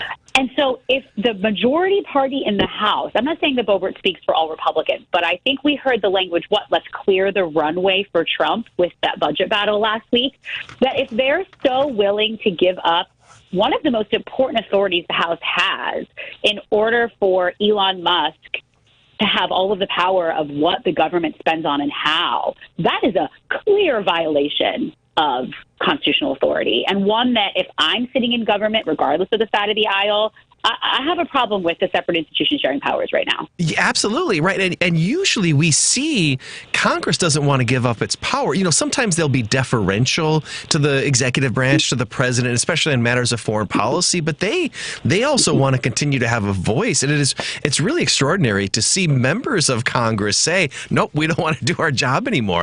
I find that stunning and deeply, deeply problematic that an unelected individual can be influencing the process so dramatically. It's all of that, and especially the first part you said about that Congress typically doesn't want to give up any authority. In fact, it pushes back against, as we've seen, an expansion of the executive branch's authority, right? That they push back hard and say, we need to rein them in, that Congress has oversight authority, which is in the Constitution. So they're trying to find ways that they can be more relevant and more powerful and use the authority that they have. But for a member of the majority party to be like, you know what, I think it's kind of cool. We'll just not do the work we're supposed to do because we haven't been able to do it because our branch is so ineffective. And we'll let this one guy who's totally unelected, who has real ulterior motives for whatever he's going to be doing, we'll let him decide what we spend and on what. So I have a huge problem with that. But the other thing I'd be curious, Bill, to get your take on this is Elon Musk might be the only person in the world whose ego is as big as President-elect Trump. And so Yes. how, I kept thinking last week where Trump seemed to have to almost play second fiddle to Musk in the budget battle. Yeah. How do you think in the long term that relationship is going to go? Oh, it's going to blow up. The bromance will be over soon, right? I mean, that's the thing. Yes. And I was talking to my son about this the other day. If Democrats were smart, they would just fill social media with all of these memes and photos of, Elon as the puppet master. And they're out there now. You're starting to see them because that has to drive Trump crazy. As somebody who spends most of his time, Trump, consuming social media and being a force on social media, this narrative that somebody else is more powerful and more meaningful has to be eating at him. So I think it's only a matter of time before this ends badly. And I think it will, right? I mean, there's no question. You can't have two narcissists, share power. It's a recipe for disaster. Well, and we know Trump, one of the things, his MO, and one of the things he runs on is adulation and flattery. And so I don't doubt that how Musk got in this position was to be deferential and flatter him and give him all the adulation. And I think that, again, that's how Musk got where he is. But then if now Musk all of a sudden is going to get some of that adulation and fanfare from the people that used to give it to Trump, it's going to make Trump feel a type of way. And so now if I'm Ramaswamy, I'm just sitting back waiting for Musk to get kicked out so that he could have some actual power in the DOJE, because no one's talking about Ramaswamy. They're only talking about Musk. But I think to your point, if I'm the Democratic Party, I am trying to do as much as I can right now to make Trump feel small and make Musk seem big, to watch that bromance blow up quicker than not. Oh, it's just so interesting. I'm trying to think, as you think about through the history of American governance, there certainly have been powerful businessmen who have shaped the government.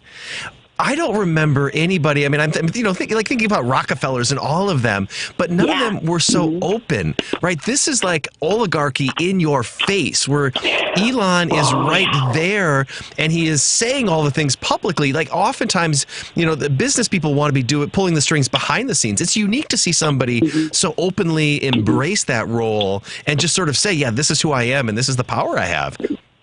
Yeah.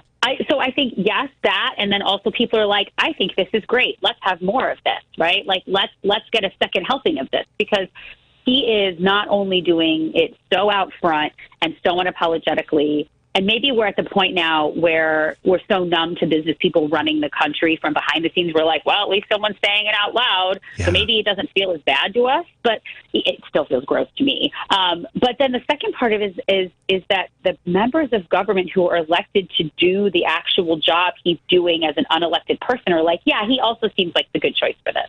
Interesting. I think all of this shows all the things we already know, which is the hold that President-elect Trump has over the party, the hold he has over the processes of government, the fear that people have if they speak out against him, that they're willing to roll over in their own positions and say, okay, go ahead, you can do whatever you want. But then we know members of Congress are the ones left holding the bag. Right. And so they're not thinking like chess players right now. No, long term, this strikes me as a really disastrous position for the Republicans to take, because there is going to be a period after Trump, and then you're going to have to sort of reconstruct the party, and it's going to be very, very difficult. Is it sort of building off of that? Is it your sense that Congress is becoming more, is there a growing acceptance of some of Trump's most controversial cabinet nominees? I mean, it feels like for a couple weeks there were, whether it was Hegseth or Tulsi Gabbard or Kash Patel, there were real conversations, and you saw some angst coming up from Republicans. It feels like that language is a bit more muted. Is this process creeping into the cabinet process, evaluation process?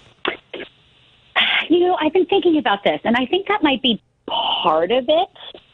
But what I also wonder is, our attention span, government official attention span, the media attention span is so short. And so to me, at least, it feels like once the budget battle started, that's all people were talking about and all we were focusing on. And the fact that his cabinet member nominees were still having meetings with members of Congress, I think we forgot that was even happening. And now no one's really talking about it. So honestly, the best thing that could have happened for Trump trying to get these people through was what happened last week, because then everybody stopped talking about it. Now, the question is, when they do have open proceedings, if they get hearings, how this comes back up again. So I think it's likely to resurface. But I also think, I don't know if you saw that the House released the ethics report on Gates, which was way worse than we thought it was going to be. Oh, awful. And so maybe people are like, well, at least it's not that guy. So how bad could it be? I mean, as long as you're not paying for sex and taking ecstasy, apparently you can be a member of the cabinet. It's stunning that he was potentially the country's next attorney general. I mean, and again, even if you hadn't read that report and hadn't seen it, the allegations were out there. And again, it speaks to the president's judgment that he would say, that's the guy I want in charge of law enforcement. It's deeply, deeply troubling that this is where we're at. So as you think about these confirmation hearings, are you anticipating Kavanaugh type hearings where it's contentious and ugly, or do you think it's going to be, more procedural? What do you, if you had to predict what you think you're going to see out of the Congress? Yeah, I mean, I think at this point, after the way everything has gone and how that every branch is controlled by the Republican Party, I think that all the Democrats have right now is to try to bring as much to light as possible. And it's all just going to be a free-for-all. I mean, honestly, I could be wrong, and I hope that I am, because I still have some reverence for these institutions and processes. But the Democrats have nothing to lose at this point by bringing as much forward as they can. Now, they won't share any of these committee hearings, obviously. So the Republican chair people do have some procedural things they can do to try to shut down questioning and all of that. I don't think we're going to see, witnesses and people coming out, and all that kind of stuff. But the hard questions and the uncomfortable and maybe gross questions, I don't see the world in which the Democrats don't ask them. But what's going to happen is you're going to see people like Lindsey Graham get all red in the face and start yelling at them about how they don't uphold democracy or care about institutional patriotism. And I find that to be so hypocritical. So I think we're going to see, Kavanaugh-esque in terms of the parties yelling at each other. I think that's what we're likely to see. I think you're spot on there. Well, thank you so much, Suzanne. We've been talking with Dr. Suzanne Chod, who's a professor of political science at North Central College. I always feel smarter after talking to you, Suzanne. Thank you so much. Thanks, Phil. Happy holidays to you and the fam. Happy holidays to you as well. So, all right, we're going to head to break. And we come back, we're going to be talking with Henrik Knutsen, who is a professor of political science at the University of Oslo, all the way over in Norway. But we're going to be talking to him about his role as a researcher for the Varieties of Democracy Institute. Some really interesting conversation. We will be back at WCPT in just a moment. Tom Hartman. Autocrats generally, particularly those autocrats who have narcissistic personality disorder and are sociopaths, as is, in my opinion, Trump, typically do not tolerate high-profile people around them. They want to be the star of the show, and that's certainly been the history of Donald Trump. The only people that he will tolerate around him are people who, when he says, kiss my ass, they fall to their knees. The Tom Hartman Radio Program. Weekdays 11 a.m. to 2 p.m. on WCPT 820, where facts matter. Make this season even brighter by lighting up every drive with the unrivaled performance of a new Porsche from the Porsche Exchange in Highland Park. Stop in today to test drive the latest models, including a new 2025 Porsche Cayenne. And right now, lease a new 2025 Macan Electric for $999 a month for 39 months. Visit the Porsche Exchange in Highland Park or PorscheExchange.com. $8,609 due at signing. Excludes tax, title, license, and dock fee. No security deposit required. Expires 1/2/25. This is a WCPT 820 Heartland Signal News Minute. This is, such a loss for this incoming president. He has been weakened by Musk, because it's clear that Musk is the one that is calling the shots. That's Congresswoman Becca Balint, Democrat of Vermont, speaking on MSNBC hours after the House approved a stopgap spending bill whose passage was held up for 2 days when Elon Musk and Donald Trump inserted themselves into the process, undermining Republican Speaker of the House Mike Johnson. We can't rely on Johnson. He is not a man of his word, in the same way that McCarthy was not a man of his word. And so, as Hakeem Jeffries has said, who is it that we're negotiating with? It sure looks like we're negotiating with a boy billionaire who is playing at government. And why is he doing that? Because he's got $15 billion wrapped up in federal programs. For WCPT 820 and Heartland Signal, I'm Andy Miles. As they say, one person's personal information is another person's treasure. Exactly. That's why I use NordVPN every time I surf the web. Features like Threat Protection Pro's safeguard devices from phishing websites and disable intrusive ads and trackers. Just check NordVPN.com, grab the deal, and see for yourself. NordVPN. Cybersecurity built for every day. Chicago's Progressive Talk, WCPT 820, where facts matter.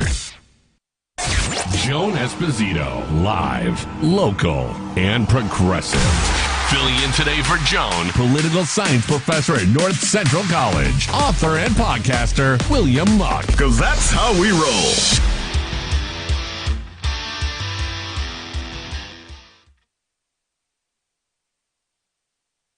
Welcome back to the Joan Esposito Show. We are absolutely delighted to be joined by our next guest, Carl Henrik Knutsen, who's a professor of political science at the University of Oslo, all the way in Norway. He's joining us from Norway, which is just wonderful. He leads the Comparative Institutions and Regimes research group there. He's also, and this is really exciting, a research professor at the Varieties of Democracy Institute. It's also known as VDEM. The VDEM Institute measures democracy around the world, and that's what we want to talk with him about today. Carl, thank you so much for joining us today to talk about democracy. Thank you for having me. So maybe a good place to start is to talk about the work that VDEM does. Can you tell our listeners a little bit about the type of data that you all collect and analyze, or what goes on at the Institute? Sure. No, so the main goal is to try to measure democracy according to different definitions. So if there's one thing that is a characteristic of democracy, is that people don't seem to agree completely on what it is. We have some broad notions of kind of the people controlling politics and electing rulers and so on, and throwing them out after 4 years. But there are different notions of democracy. So what VDEM tries to do is to basically give researchers the tools for measuring different definitions of democracy. And the way we do that, so I'm not sure how familiar you are with Lego. So the Lego, the toys, the bricks that you put together into kind of constructing houses of different kinds and so on. And I like to think of the VDEM data as basically a Lego set, where we measure very small kind of individual pieces of democracy. So, for example, who has the right to vote? Is there election violence? So are there, for example, reliable election registries? So we're measuring all these individual pieces, and they can then be put together to measure this broader concept of democracy according to different definitions. So there are around 500 indicators, and many of them, but not all, go into these different democracy definitions, these broader indices of democracy. It's really fascinating to see how detailed and how objective and empirical you all are in measuring democracy. Like it's a very sophisticated process. And to your point, there is so much disagreement over how we understand and how we measure democracy. It's really wonderful to see you all kind of grapple with those questions and be honest about differences of opinion and sort of thinking, let's try to get these broad ways that we can measure democracy. I imagine that's not always easy. No, it's not. And getting researchers to agree on the broader definition is hard, even though there are some notions that are more popular than others. So you have this kind of more narrow understanding of democracy in terms of what we often refer to as electoral democracy. So focusing mainly on free and fair elections and the possibility for voters to basically throw out the government and elect a new one. And that these elections are not only between multiple parties or candidates, but that they are free and fair, that there's freedom of speech so that the opposition can kind of voice their criticism of the government freely, and also freedom of association so you can form opposition parties. So even those kind of very narrow understandings of democracy entails several bits and pieces. And then you have somewhat broader notions such as liberal democracy, which combines the more electoral aspects with elements such as the rule of law, protection of civil liberties and rights, also for minority groups, and also, importantly, constraints on the chief executive. Because even if you elect a president or a prime minister, this person can't rule as he or she pleases for the next 4 years without having some checks and constraints on what to do. So that's the more liberal notion of democracy.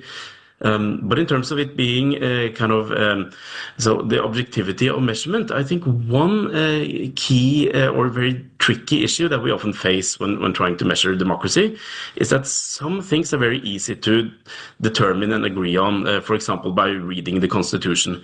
So we can see that countries have kind of constitutional provisions guaranteeing freedom of speech. And many countries that are autocratic, the North Koreas of the world, also tend to have those provisions in their constitutions. So if we go for these more objective indicators that are very easy that everyone can read and basically identify, at least if you know the language, that's one thing, and that kind of can be part of a democracy definition.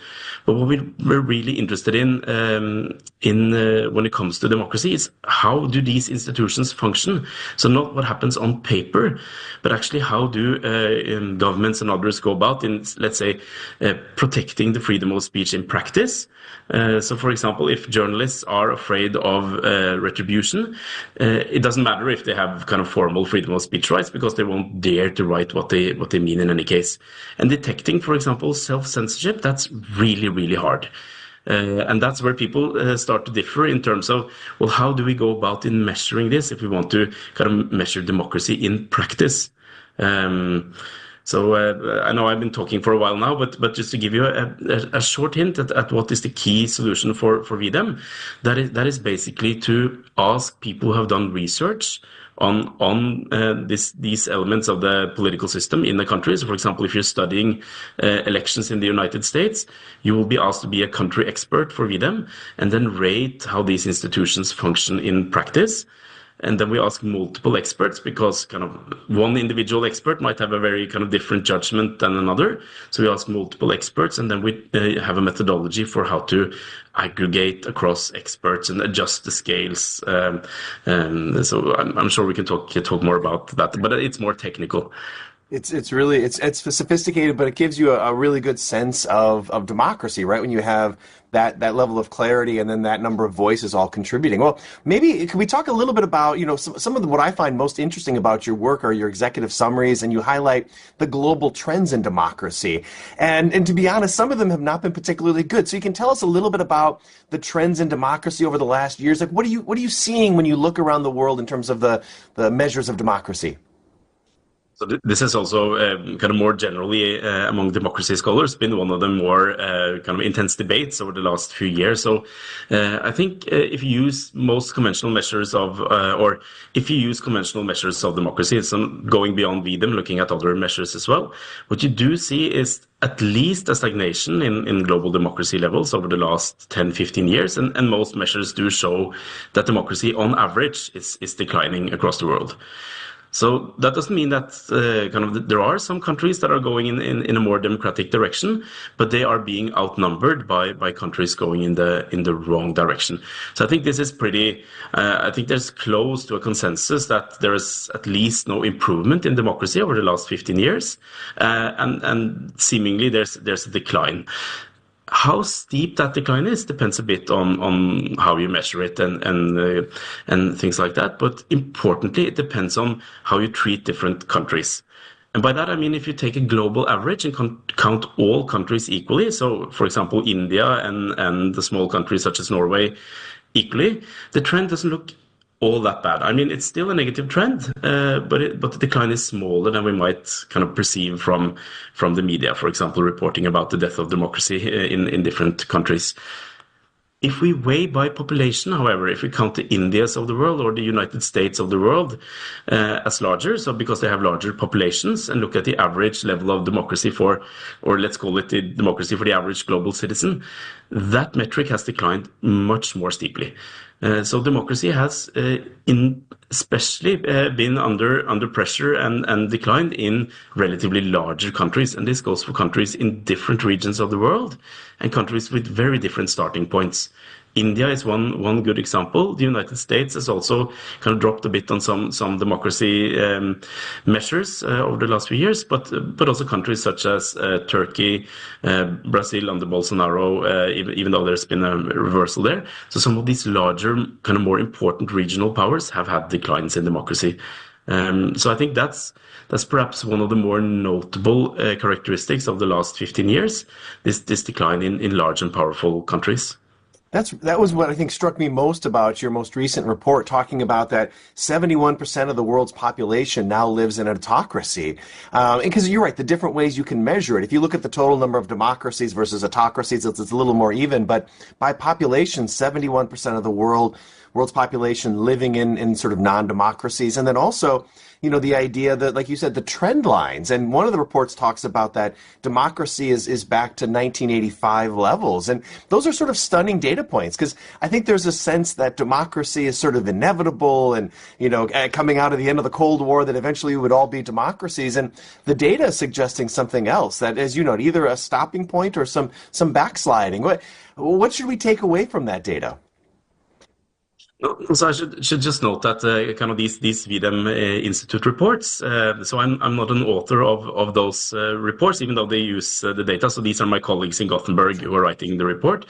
And as with any kind of large research group, there are some differences also among VDEM scholars in terms of exactly how to interpret these data and how steep is the decline. And I'm saying that because this metric of 70+% living in autocracies, that depends a bit on exactly where you put the threshold for what you consider a democracy or an autocracy.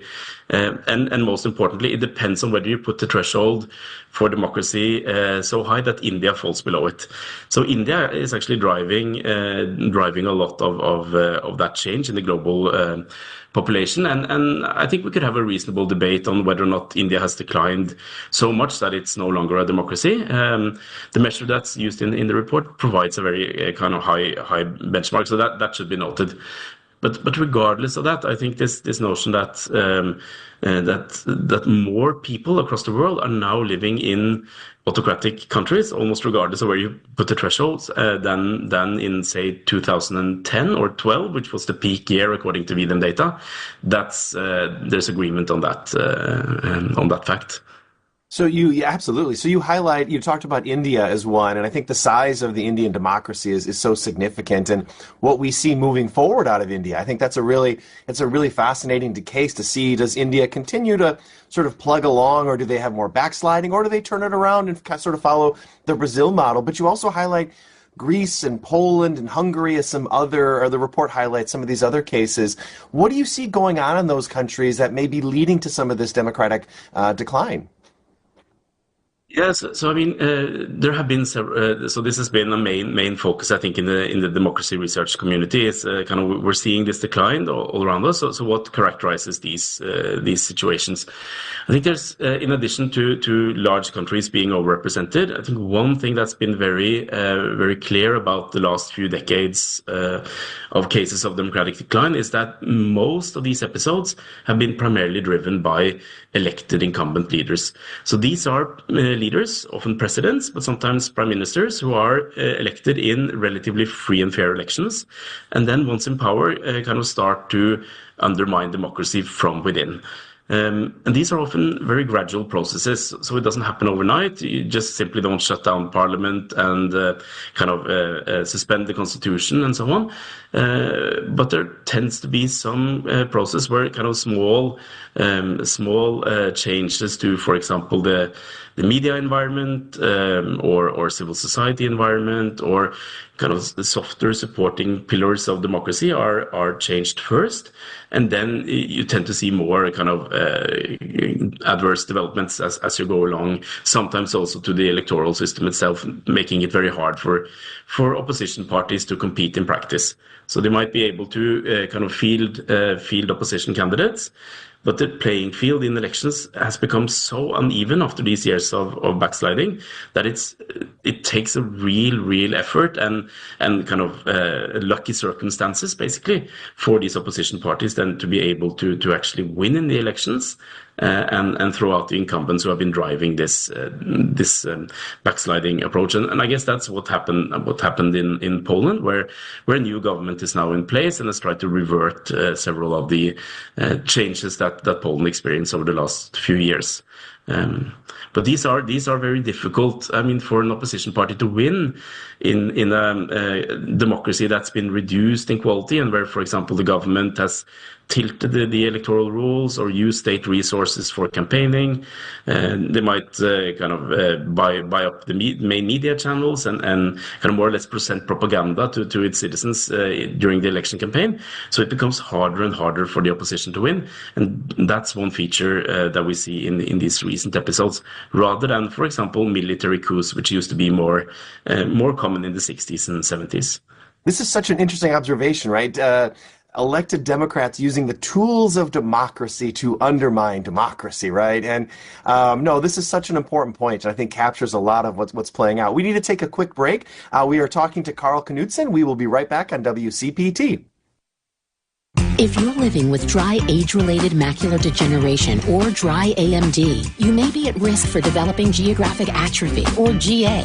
GA can be unpredictable and progress rapidly, leading to irreversible vision loss. Now there's something you can do to slow it down and get it going slower. Izervay is proven to slow GA progression. Izervay gets GA going slower. Izervay or avacincaptad pegol is a prescription eye injection used to treat GA. Don't take it if you have an infection or active swelling in or around your eye. Izervay can cause eye infection, retinal detachment, or increased risk of wet AMD. Izervay may temporarily increase eye pressure. Your vision may be impaired after an eye injection or exam. Don't delay. Ask your doctor about Izervay today.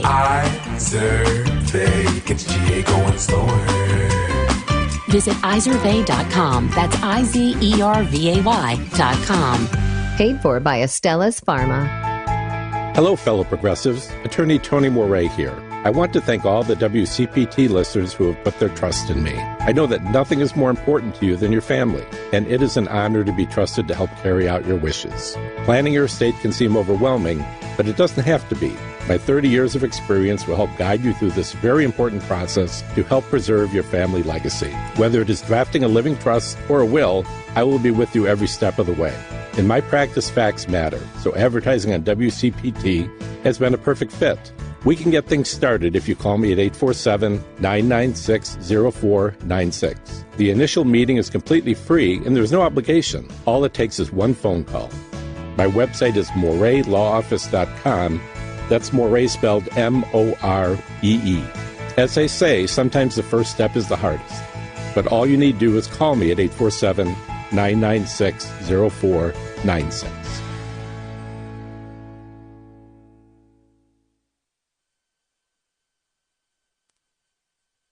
I'm Peter Schacknow, CNBC. Investors are hoping the traditional Santa Claus rally kicks in for stocks after a rough few weeks. The holiday shortened trading week did get off to a good start, with the major averages improving after a lower open. The Dow rose 67 points to close at 42,907. The S&P 500 gained 0.75%, and the Nasdaq jumped 1%. The Dow had been down 323 points at session low.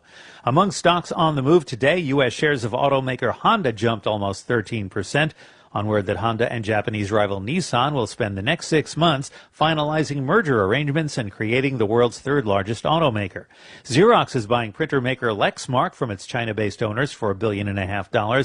Its stock rallied about 13%. New home sales rose 5.9% last month, and October figures were revised higher. However, market watchers say rising mortgage rates could crimp the housing market in 2025. Peter Schack. Hear the CNBC business updates each weekday at 9:30, 12:30, and 4:30. Now, your WCPT 820 Chicago weather update. I'm meteorologist Ray Miller from the Weatherology Weather Center. Cloudy skies tonight with a low temperature of 35 degrees and light northwest winds. Tuesday, mainly cloudy and a high temperature of 38 with northeasterly winds at 5 to 10 miles an hour. Christmas Day, Wednesday, a couple of showers possible with a high temperature of 38 degrees. Thursday, chance of rain with a high of 44. Friday, showers possible with a high temperature of 48 degrees. Saturday, chance of rain with a high of 51. That's the latest Chicago weather update. Right now, it's 41. This is Chicago's Progressive Talk, 820 AM, WCPT Willow Springs, and online at WCPT820.com, where facts matter. Joan Esposito, live, local, and progressive. Filling in today for Joan, political science professor at North Central College, author and podcaster, William Muck. Because that's how we roll.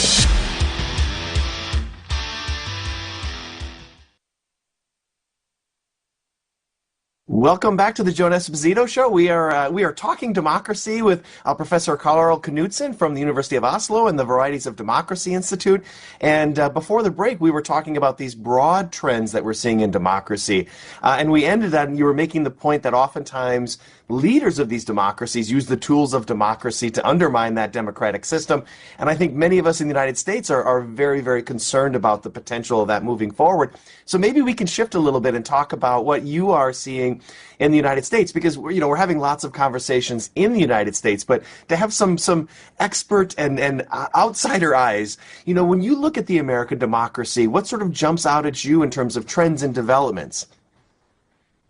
Yeah, so I'm also living in Europe. I'm also concerned. I mean, what happens in the US kind of certainly influences not only people living in the US, but also people in countries worldwide.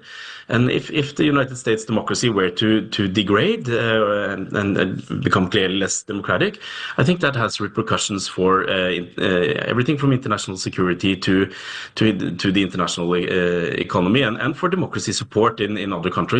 So this is something that's kind of it's hard not to be concerned with, and I think it's fair to say that there is a lot of concern with developments in the U.S. And to U.S. democracy, also in the wider international community of democracy scholars.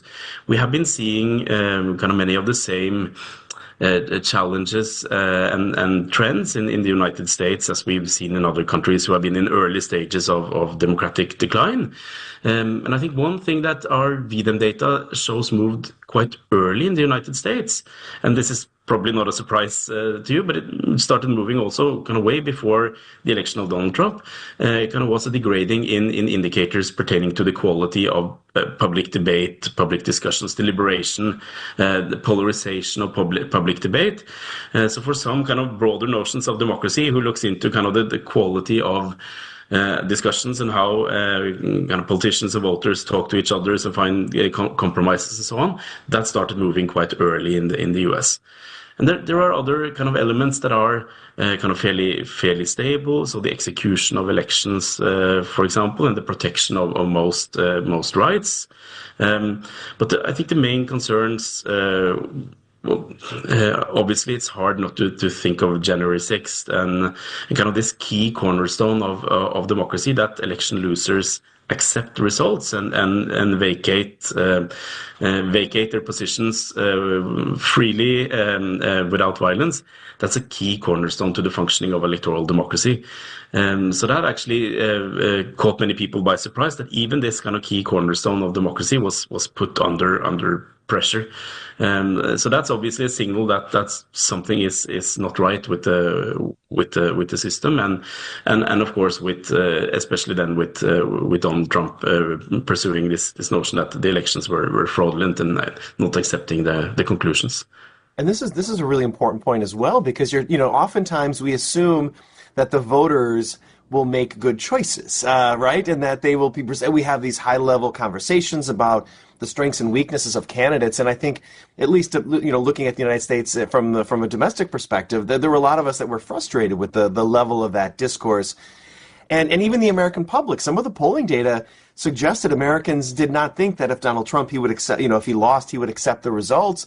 But many of them still thought that Donald Trump would be better for democracy, right? So there's an element of hypocrisy and inconsistency in the voters. And I think oftentimes we say the voters will save us, but I think the data suggests they don't always save, right? I mean, the idea that voters can be persuaded to make poor choices. No, and that's kind of one of the more exciting lines of research over the last 4 or 5 years has been kind of experimental studies on voters. So these voters are in these experiments exposed to different hypothetical political candidates with different characteristics. And it turns out that even those voters who say that they are strongly committed to democracy, it turns out when push comes to shove and they're forced to choose between a candidate that they are closer to in terms of policy, it could be economic policy or immigration policy or environmental policy, but who violates democratic norms, many voters, indeed the vast majority of voters, would then still opt for this candidate that they prefer for other reasons, even though that means kind of accepting violation of democratic norms. And the extent of this kind of the difference between the stated support for democracy in the abstract and the willingness to punish politicians who are actually violating democratic norms, that's been one of the main revelations of this literature. And when it comes to the hypocrisy, I think so. Sometimes it can, of course, especially by politicians who are kind of extremely cognizant of what they're doing and have a clear view of what democracy is and so on. It might be hypocrisy. For many voters, there's a recent study from Aarhus University, one of my colleagues, Suzanne Chod, who is looking into kind of how voters rationalize these types of decisions. So basically, since democracy is such a complex concept, you tend to kind of tweak and alter your definition of democracy to say that, well, I voted for this candidate, and others say that this candidate pursued undemocratic behavior. But I actually think that this is democracy. So you kind of alter, perhaps unconsciously, the definition of democracy to make sure that you're not doing something anti-democratic. This is really extraordinary because and I think this occurs, as you noted, across ideological lines, right? So this is something like in the United States. I think a lot of the conversation is, Republicans are undermining those democratic norms, or willing to, but we see the same data coming out of Democratic supporters, liberal voters, right? Liberal voters are willing to undermine democratic norms if it means that your particular policy positions are advanced. And you're absolutely right. There's a psychological element to that, to say, well, we need to get to this point of these policies, and however we get there, that's real democracy. But that should scare us for the long-term prospects of democracy, right? Yeah, it should, but even though there are I fully agree that you can see this at different kind of sides of the political spectrum in these studies. One thing that comes out from one of the classic studies on this, which is 4 or 5 years old, is basically that kind of the further away so especially if politics is very polarized and voters kind of hold policy positions that are very far from each other, kind of the further to one of the extremes that you are, the harder it is for you to basically punish your favorite candidate when violating democratic norms. So voters in the center, basically because it doesn't it's not such a big deal to shift from one candidate to the other, are then more likely to punish anti-democratic behavior. And this is also something to consider in a two-party system such as the United States, where your choice is basically Kamala Harris or Donald Trump. It might be really hard to switch. In a multi-party system, as in, for example, Norway, if my favorite party leader would have done something anti-democratic, it wouldn't have been very far for me to jump to a kind of close by party. So because you have multiple parties to choose from with less distance in between them. So it's partly also a function of the political system.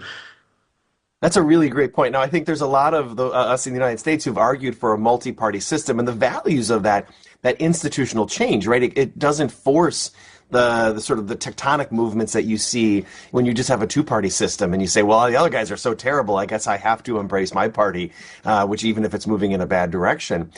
One of the things that the latest report highlights is some good news out of Brazil.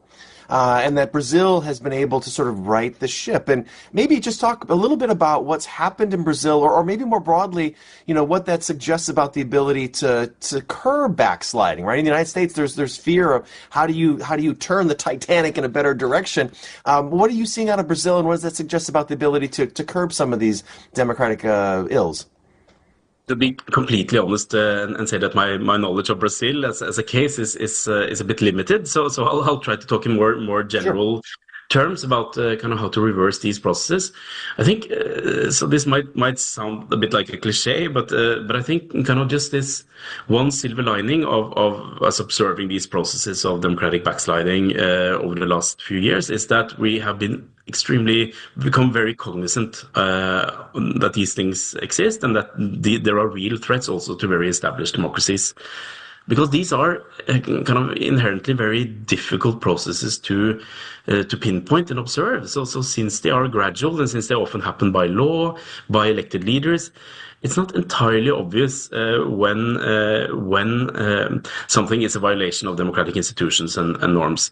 So it requires some training to be able to identify and spot them and call them out. And I think our ability to do so has become greatly increased in recent years.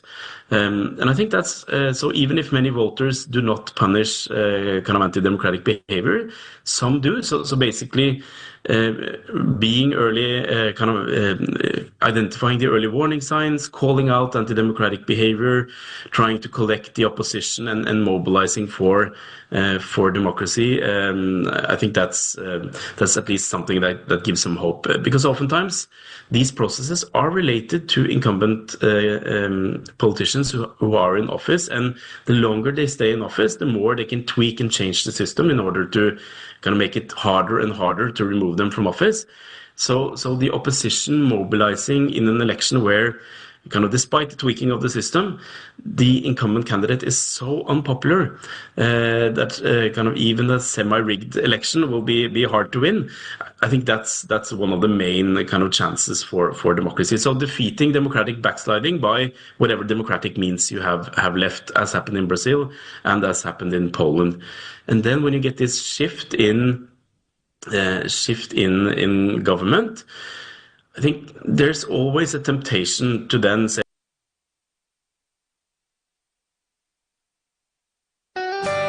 was the night before Christmas when all through the house not a creature was stirring, not even a mouse. The stockings were hung by the chimney with care, in hopes that St. Nick would soon be there. The children were nestled all snug in their bed, but visions of dentures ran through Nick's head. And Mama in her kerchief holding his teeth, wondering how we could ever afford this grief. When out of the kitchen arose such a clatter, I sprang from my bed to see what's the matter. We need Dr. Pellick and her total dentistry crew to fix Nick's smile and make him like new. And then in a twinkling I heard the ring, praying Dr. Pellick's office we'd be seen. She got us in and took care of Nick's grin. His eyes, how they twinkled, his dimples, how merry. His cheeks were like roses, his nose like a cherry. Grateful was Nick for the total dentistry team. And then they exclaimed as he drove off site, share a smile with someone and may your holidays be bright. Total Dentistry, a general dental practice like no other. 847-358-2477 or visit us at totaldentistry.org. Getting quality employees to fill positions in your company is essential, but finding those people can be a major hassle unless you use ZipRecruiter. ZipRecruiter makes finding quality people a breeze. ZipRecruiter's advanced technology identifies candidates with the right skills, sends you great matches, then you can easily invite them to apply. 4 out of 5 employers who post on ZipRecruiter get a quality candidate within the first day. See for yourself. Go to ZipRecruiter.com/free to try ZipRecruiter for free. That's ZipRecruiter.com/free. Retired or retiring soon? How much money do you need to live comfortably? Retirement Planners of America is here for you. Would you like to have financial peace of mind? Here's how. Step 1. Find out the amount of money you'll need to retire. Step 2. Have a plan to get there. Step 3. Make sure that plan can take advantage of market gains but protect you from market losses. Discover how to do all 3 with a free consultation at 800-508-6108. That's 800-508-6108. All investments involve risk, including losses. Past performance does not guarantee future results. Because facts matter. You're listening to WCPT 820. Joan Esposito, live, local, and progressive. Filling in today for Joan, political science professor at North Central College, author and podcaster, William Muck. Welcome back to the Joan Esposito Show. I just want to remind everybody about Team Hochberg. If you're purchasing a new home or refinancing an existing home, you need to call Team Hochberg, your trusted local lender. Meet Jordan, 60, score 620, married to Bonnie, 59, score 510, combined annual income 80 grand. Bonnie's an in-home caregiver who couldn't work during COVID, which destroyed her credit and forced them to live off their credit cards. Jordan reluctantly called David after unsuccessfully trying to refinance multiple times with various lenders. David helped Jordan refinance, paying off 30 grand of credit card debt, reducing their payment $1,500 a month, and created a plan to rebuild Bonnie's credit. Let's review. After Jordan and Bonnie were rejected by multiple multiple lenders. David helped them to cash out refinance, save $18,000 a year, and helped Bonnie revitalize her credit. If your suffocating credit card debt is keeping you up all night or stressing you out, call David now for a complimentary mortgage review. 855-563-2843 or visit 56david.com. That number again is 855-563-2843 or visit 56david.com. Lower.com, equal housing lender, NMLS. So a couple thoughts. Sorry the end of the interview got cut off there, but I thought our conversation with Henrik Knutsen was really, really interesting, and there's a couple things I just want to remind everybody of, and that democracy is undermined nowadays by those in office. It used to be that democracy came to an end when men with guns showed up, right? You think about the 70s and 80s, you had military coups, and that's how democracies died. That's not the case anymore. It's individuals who are elected by democracy who then use those tools of democracy to undermine that very democracy, right? And I spent a lot of my time thinking about the threat that Donald Trump poses. And the threat is not that he's just going to have the military take over the country. The threat is that he's going to use the tools of democracy, whether that be Congress or laws or whatever it might be, to slowly undermine democratic practices. That's what we're seeing globally. And the data from Varieties of Democracy indicate that. I think that's where our democracy bells should be, be paying attention to it all. All right, one thing that we've seen quite clearly is that individuals prioritize their partisan preferences over democracy. Again, we see this clearly in the Republican Party, where they have embraced an anti-democratic authoritarian candidate in President Donald Trump. And the party has pursued anti-democratic policies under the justification that they were necessary to save the democracy.